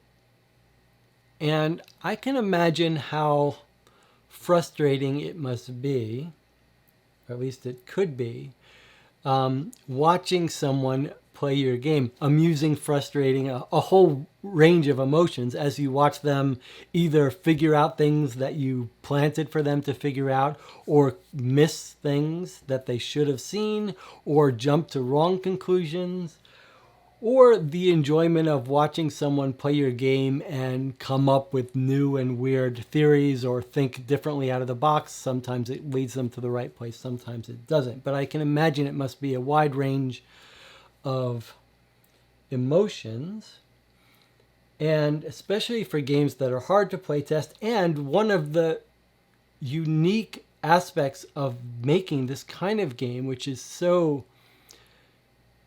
sad, is that you can't play it yourself because it's a mystery. So you can't get the enjoyment of making a board game that you can play. Your only sort of interaction with the game has got to be watching and hearing about other people who play it. So I'm setting the stage for why it's got to be a nerve-wracking experience watching someone play it.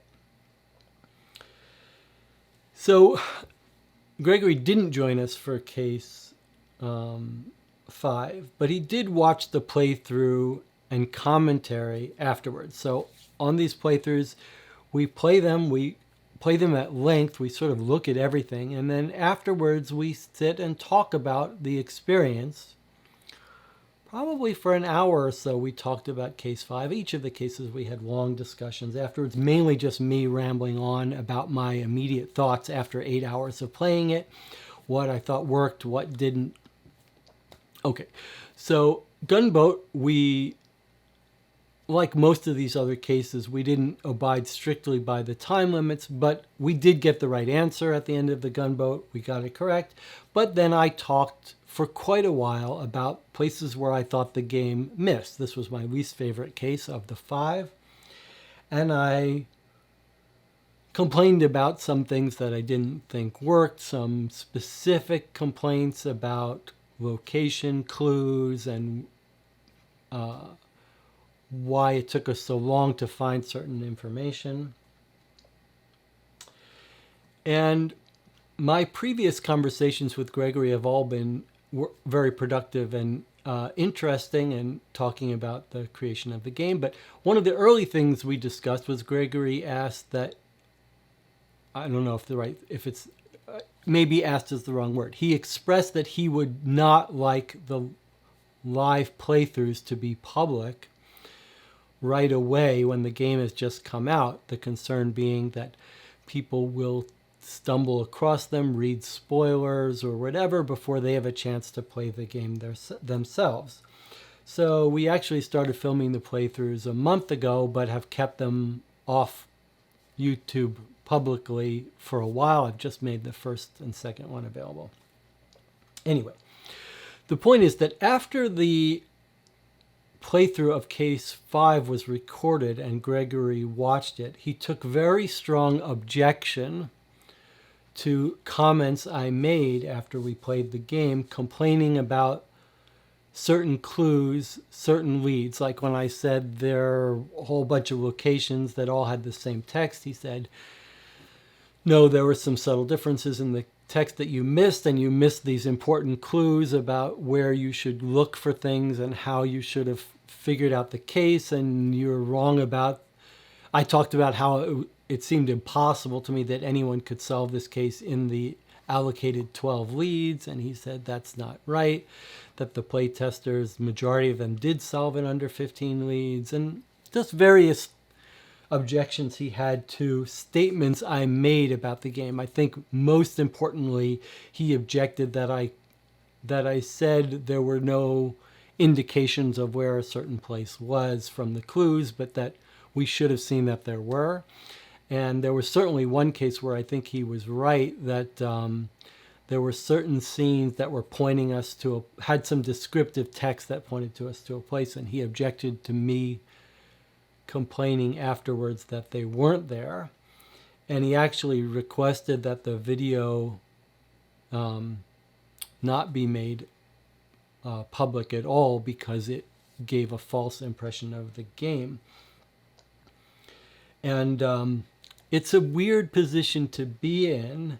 One of the things you learn when you start playing board games that you might not realize as an outsider is that mistakes get made in any board game. That if you watch a video of it, people make mistakes. We've got hundreds of videos up on this channel, and we make rules mistakes occasionally. I try quite hard to make sure that those are minimal and that comments are added in if we find them. But it is a challenge that all people who record and post board game playthroughs face. What happens when you make a rules mistake or say something that's wrong? And so it's a very weird position to be in, but it's especially ironic because a 6-hour playthrough of Case 5, it's just the videos I make and very, very few people watch. And by the time you're on Case 5, Hour 6, you've already made your decision about the game. I don't think any statement I make that's not accurate about clues not being good is going to affect anyone. But anyway,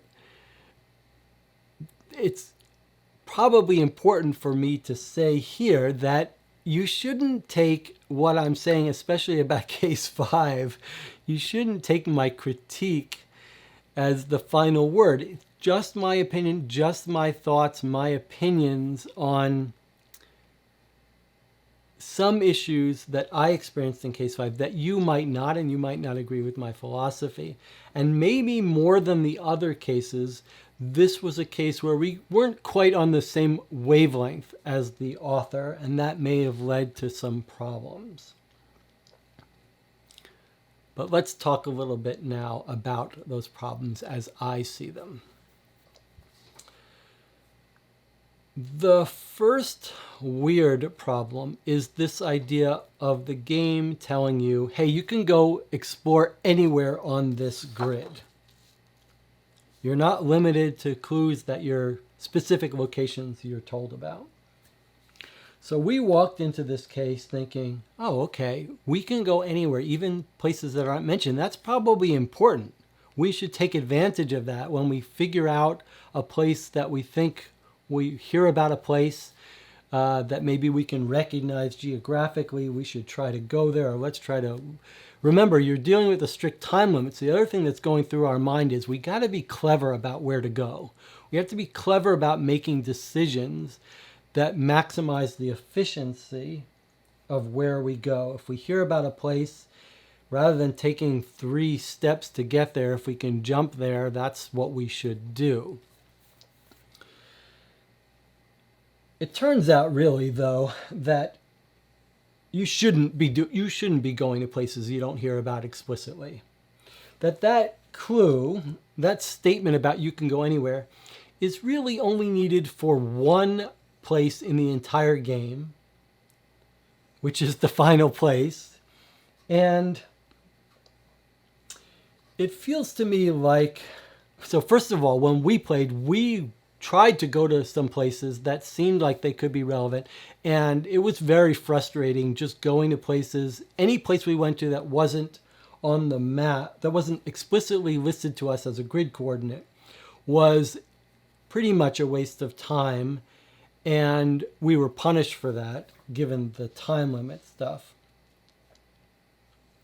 And it feels to me like this is another case where the ending was a little weird, and another pass might have said that a better explanation might have been to the players, restrict yourself when you go explore to locations mentioned, but then for your final answer, you can pick any place on the grid. And I think from a pacing, narrative, sort of control of interest decision, the game would have been better off if we couldn't actually visit the final place, but had to infer it by the end of the game and then guess it. I think that would have been more suspenseful, more satisfying, and a better experience for the end of the game. As it is, when we did at the very end, after spending a lot of time hunting for stuff, when we did figure out the place that was the one place on the entire map that we weren't explicitly referred to that was of interest, it was clear to us that that has to be where we are going to guess as our final intervention location. In this game, you only pick one.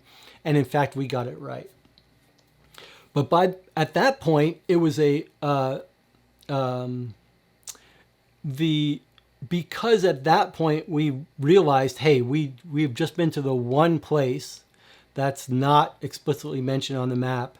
All of the suspense was gone. We knew that had to be the right answer, and it sort of, or at least that was the only answer that made sense, and sort of all of the excitement of that at the end was missing. I do think, so it's a very cool idea to make this case about exploration, but I do think it missed some opportunities to make this case feel like exploration. The excitement of exploration is seen very frequently in computer games, and there is a real primal, primitive satisfaction for humans for exploring. And what you commonly see in computer games that plays on this sort of dopamine-regulated excitement of exploring is that there are areas that are sort of locked off, that have a puzzle that you have to figure out that will unlock that world, like a place you can't explore yet until you figure something out. And once you figure it out, you're like so excited, yes, that's going to let us unlock this door, that's going to open this bottleneck and get us a new burst of cool locations. That doesn't happen in this game. In fact, I would argue there is really only one puzzle in this entire game, and that's figuring out how to sort of triangulate the solution location. And there is no other puzzle in this game that I can think of. And again, nothing locked, no bottlenecks, no cool moments of opening up a new location, and no sort of narrative reward for discovering a new place. I mean, I think if some of the better Sherlock Holmes consulting detective experiences have this thing where when you finally figure out this place to go that you've been hunting for, that's been hidden from you, it's deliberately a big, rich, long paragraph, exciting thing that introduces you to new concepts and new things you have to think about. And I think that was a little bit of missed here. I mean, there's a little bit more paragraph when you find a place, but it's pretty minimal.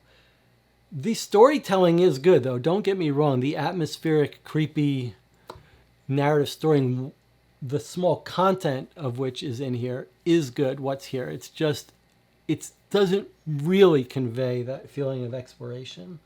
And I think another missed opportunity is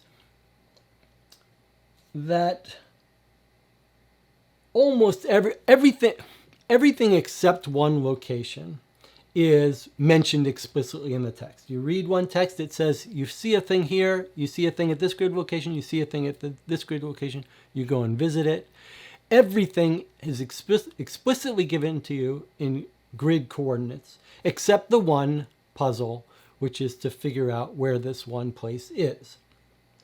I think that's a miss. I think the fun, the substrate you're on here would support things like having flashback memories that say, I remember where I found the gold. It was right underneath the waterfall, but where the shore meets the sea. Or here's something I saw is near right underneath the giant green tree shaped like a letter M. Or I have a memory where the arrows hit me. It was where the sun rises, but 500 meters to the west. Like all of those things could have given us a real visual game of trying to convert textual descriptions to figuring out where would that be on the map? Where would it mean? If it's 5,000 meters to the west of the village, then that would put it here. Let's go here and figure it out. Like the opportunity for that was really here, and that was a slight miss, and I would like to see that kind of thing done in future games. I think the idea of having you, if you could construct a map as you explore and then use that things to find the treasure or whatever, would have been valuable. Here you're not actually constructing a map. You're putting a couple locations on the map, all of which you're given the explicit coordinates for except for one. So that's sort of a overall bigger complaint about how the game was brought to life. But there were other problems we had. And again, I do think that the main problem here is a difference in philosophy between me and the author of this game in terms of control. I do think you could solve this game in 12 leads. Gregory has made the case, and when you play Sherlock Holmes Consulting Detective, Holmes is always solving it in a super short number of leads that most people don't do, but you're not given that time. Here you are. But I do think, so I think that there's a long story that you can recover from using your time to have these flashbacks. And I think you could maybe make the case that you could solve this in 12 leads if you didn't spend any time reconstructing what's really going on in this story.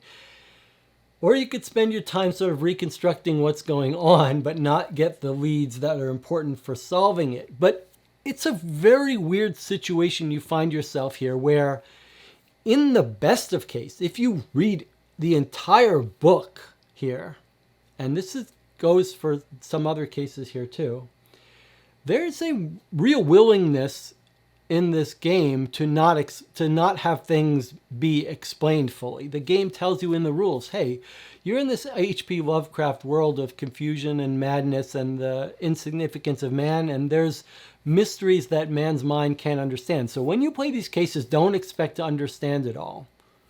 Okay, that's fine. But now you're sending us into these cases and you're basically saying, we want you to solve it and only read a tiny fraction of this information that if you read it all, you still wouldn't understand everything.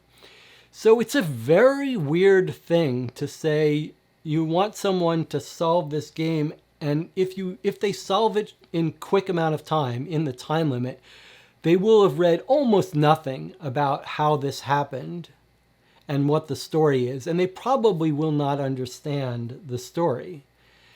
And then the epilogue gives them nothing and doesn't explain anything. So it's a very weird, imagine a book where the way you succeed is you skip reading most of the book and you get to the end and it says, yes, you guessed the murderer. I'm not even going to explain to you why. It's a very weird thing that the game seems to want you to experience so little of it and get it right. And this case for me brought that home. It's also a case where we must have been on the wrong wavelength of the author, but I think it demonstrates the real risks of these time limits and arbitrary choices. So remember that we've got a limited amount of time, so the main decision you're making is what lead to follow next. And when we played this game, you can watch the playthrough if it's up, and we got to this one, we were looking for a place, and we got to this one village, and it said there's 3 paths branching off from it. And So there's three or four paths branching off from this one location that we found relatively early. And we had to decide which directions should we go from this path, or when should we start proceeding and looking at some other leads, some other locations. Now we had gotten some clues that really suggested to us that we thought it was to the east. So the first thing we did is we went on the path to the east. And we went on the path to the east. It was a very confusing paragraph we read that wasn't clear how it was saying the path continues. And it wasn't clear to us whether it was trying to tell us that, hey, you're in an area where there's not going to be anything interesting, or hey, keep going and you're eventually going to get to the end of this clearing in this path and there's going to be something great. It was like there's a path going from east to north. So it was weird and confusing. So we went one step east on one of the paths and we're like, should we keep going? We went one more step and it was like, there's a path that's going east to west or east to north. And we were thinking, we're going to waste our entire game going east here. Maybe get nothing. The game might be over and we might have seen no important leads because we wasted our time going east. Or are we going to go east and discover the main thing we were searching for? We didn't know. So we said, all right, we've wasted a couple turns going this way. It doesn't look like it's useful. Maybe it is. We'll have to come back maybe. Then we went down another of the three paths and had a very similar thing. We went down one of the paths. I think maybe there were four paths. We went north, one of the paths, it said the same thing. Then we said, let's jump ahead to this interesting area of the map that looks like it might be a high point. And when we jumped ahead to there, following the game rules, you can go anywhere, we actually got a new paragraph.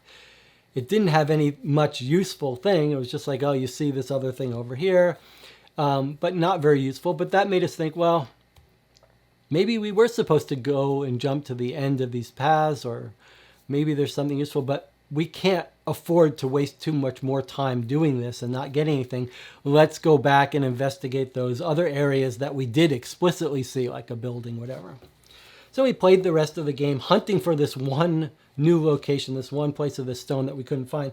Eventually, towards the end, after 5 hours or so, we went back to that village location that had 3 or 4 paths coming off it. And we went to the path that was one cell away from one of the paths we had went to earlier. And when we went to that path that was one cell away, it was like, yeah, you found it. Here's the stone. Here's the most important thing. It was the place we had been looking for the whole game. And I think, to me, that experience captures the problem with the time limits, but also a problem in violating some of these principles of fair play mystery. There were 3 paths going off from there. 2 of them were completely ambiguous about whether they were dead ends, wasted time, or the most important thing that we should follow. And if you had played it and in the beginning of the game chosen for no reason, there was no reason to choose one of these paths over the others. If you had gotten lucky and chosen the one path, you would have gone right to the super important location and could have saved yourself huge amounts of time. But if you had gone to the path one cell away, you just get, there's nothing here. There's nothing you can see. No, that's a very arbitrary, weird thing. And remember, it didn't stop us from solving the game once we didn't worry about time, because once the time's not a factor, then okay, there's 3 paths, 2 go nowhere, and 1 is the important thing. That's not the worst thing. But when you give someone a tight time limit and no way to guess which way they should have gone, and no way to know that when you go in one direction, it's not going to lead to something good, I think that's a very dangerous thing. And I think, again, this is my view of this philosophy. It does feel to me like this is a different camp of philosophy.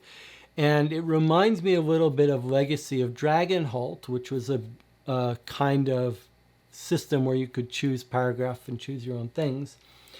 And I guess the philosophy there and here is closer to, look, one group may choose to go down one path and immediately stumble upon super important information, and another group may choose to go down different paths and run out of time and have no chance at solving the game. And that's the chaos and kismet of life. Real life is like that. Sometimes you get lucky and you get the information you need to solve the case, and sometimes you don't.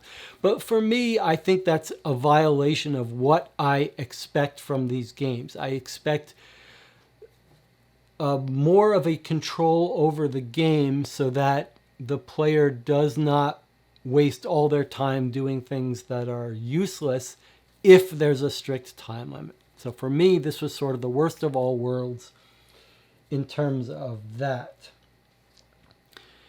And then add to the fact that those places we went were these descriptions that kept repeating, or at least bulk of which, 99%, were repeating. We sort of got an exhaustion factor kicked in, where the game seemed to be saying we should be exploring these different areas, but it not only didn't it reward us for it, it punished us for exploring. That was a weird disconnect. So let me say a little bit more about the flashbacks and the story filling in. I've talked about how that's actually a real fun element of this game, to reconstruct your story, your amnesia, and what really happened in this location from your flashbacks.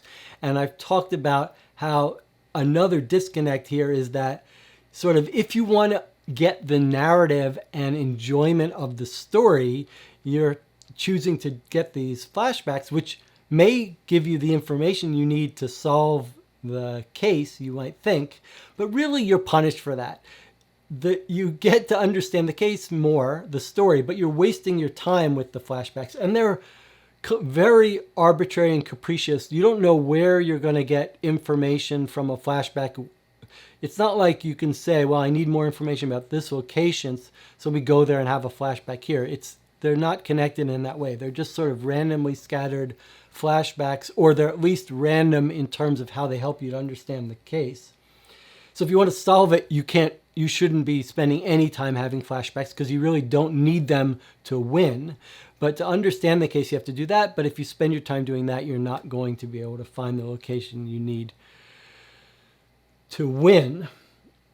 And furthermore, while it's enjoyable to read these flashbacks that fill in the case, I felt like, again, keeping with this idea that total arbitrary luck could get you the information that's useful versus not, I feel like there are holes in this story. I think even when you get to the end and if you read everything, there are some real holes to this story that caused me to object to the solution a little bit.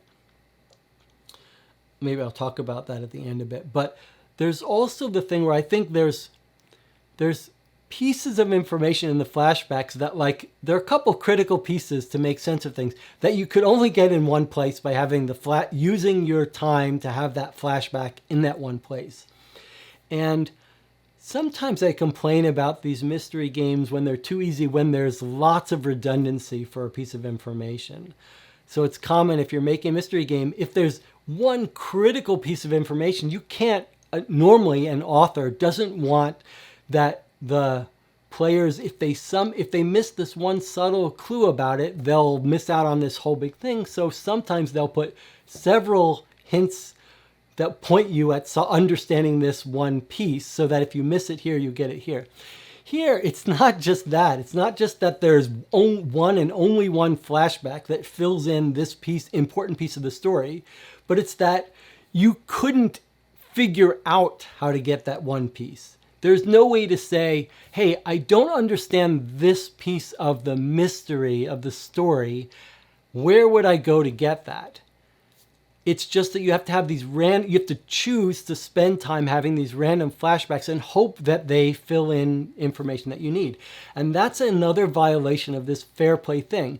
The players, when they find themselves asking, how would I get this information? That has to be a puzzle that they can solve. If they're sitting there saying, I don't know where X is, how would I find X? That should be a puzzle challenge for them to figure out.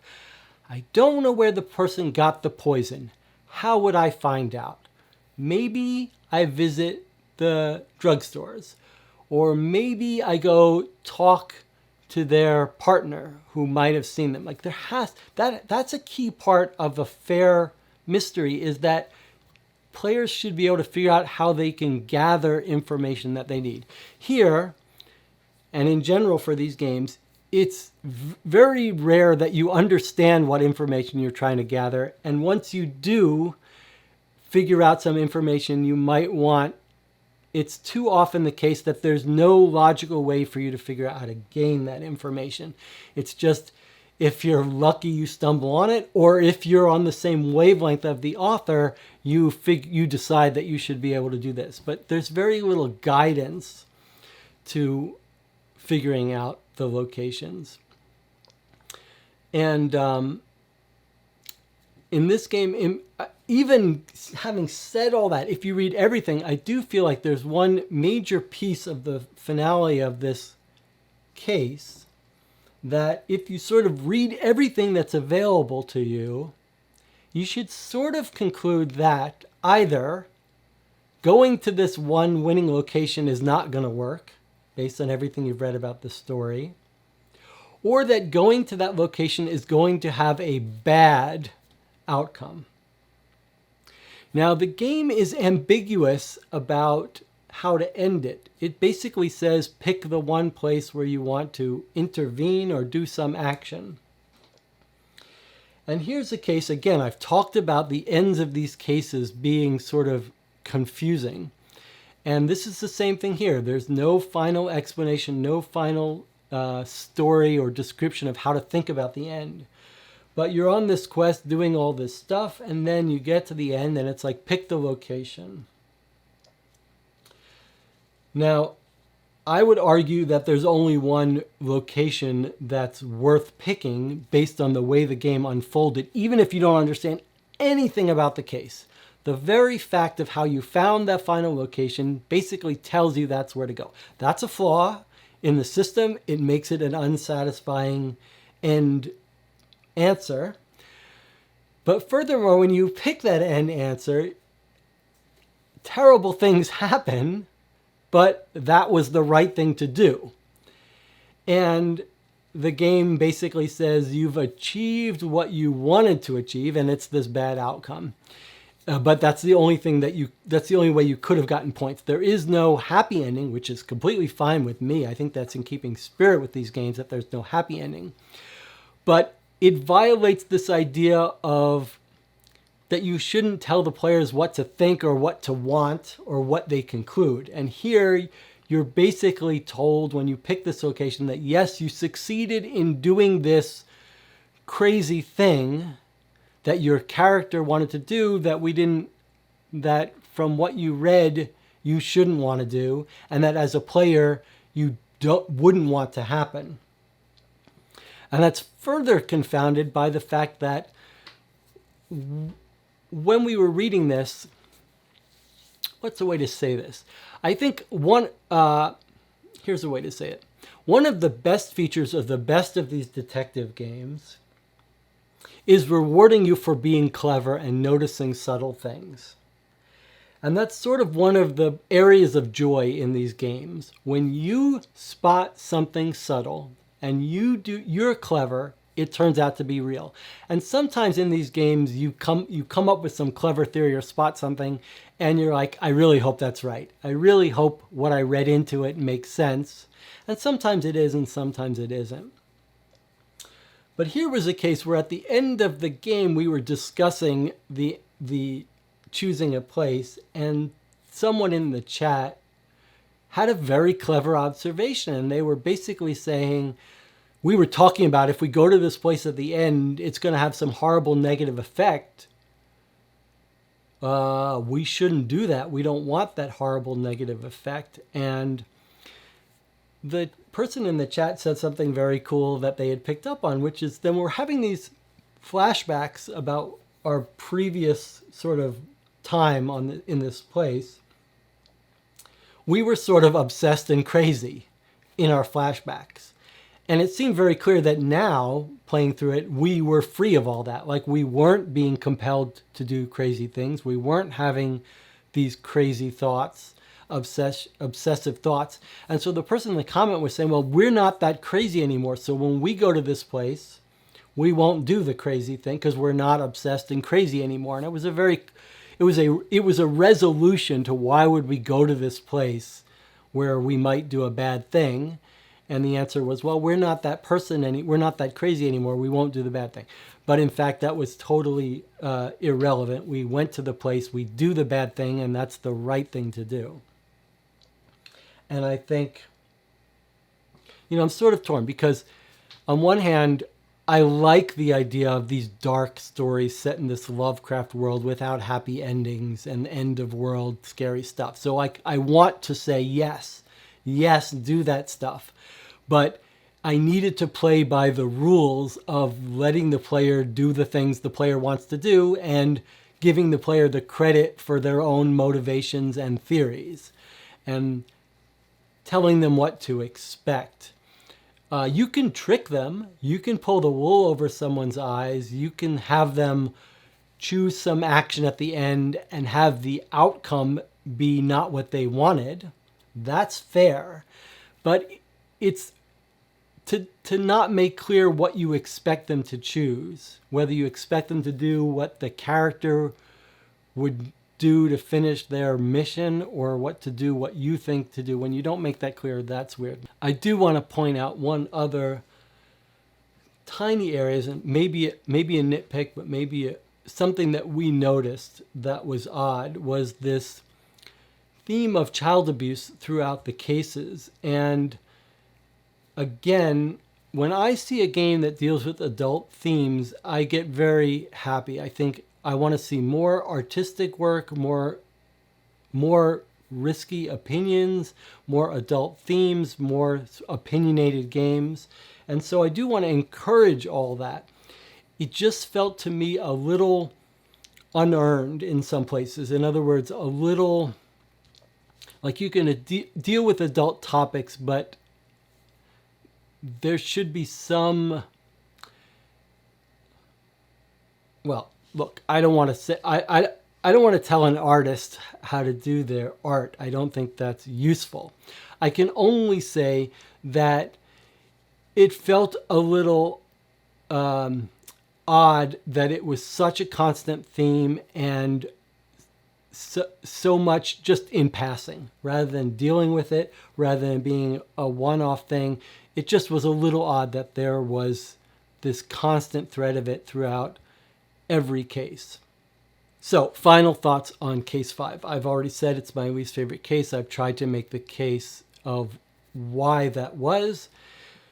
But I do think that there are going to be groups that love this case. And it may be the favorite case of certain players, and so you should take all of my comments with a grain of salt.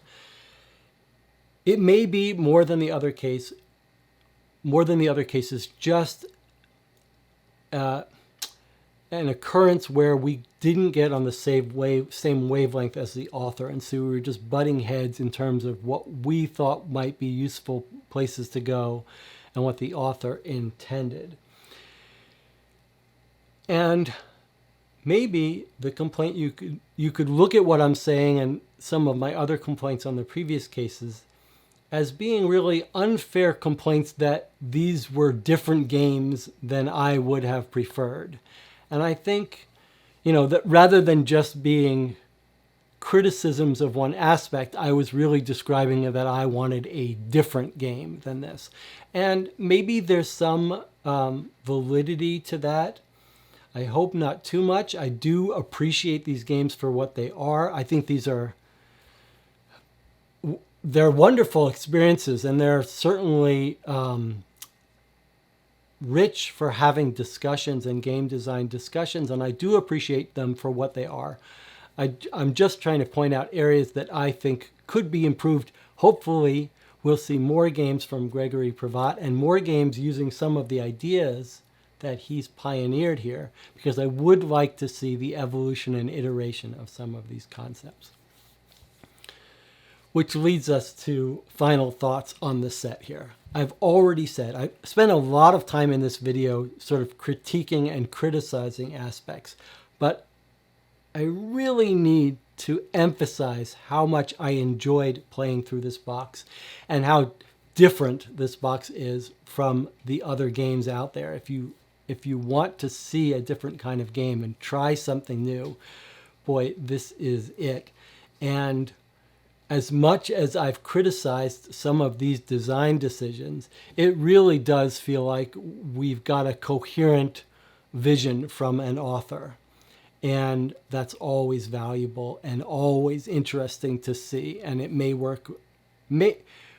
It's good to find games that are divisive and some people love and some people hate. So I would love to hear how you encountered these cases differently, what your favorites were, where you disagree with me on that stuff.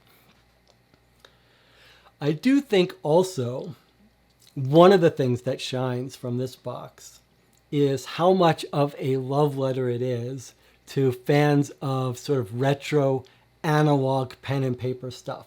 The fact that Gregory has taken these traditional computer game type mechanics that it's hard to see how you could reproduce an analog form, and done so amazing with some of these things. It's sort of like you could see this being as part of the winner of a contest of how do you make a computer game in analog form. It's very impressive to see. And this box feels completely different from Sherlock Holmes Consulting Detective. It's a welcome change of pace and scenery and atmosphere, and it really captures the atmosphere and theme very well. You'll remember I made there's two big points I think to get to in terms of capturing my criticism. One is a lack of control and balance over the experience, and maybe another sort of technical thing would be there's a real lack of epilogues and explanations at the end of these cases, and maybe explanations of what's expected of you when you get to the end. And I think that would be at least easier to solve. So let's talk about some quick room for improvement summary. I've talked about more control over the author of trying to curate a fair, balanced game experience. I do think probably I would get rid of the interview and investigate split books. I think I would get rid of time limits unless you can come up with a more clever way to make them less harsh.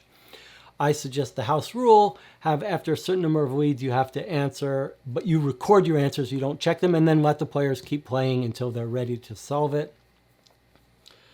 I do think a bigger effort needs to be made into reducing the possibility that you would stumble onto important places without figuring things out, and make it less difficult to randomly, if you're going to have a time limit, miss out on important stuff. You have to figure out a better way to do that if you want the time limit.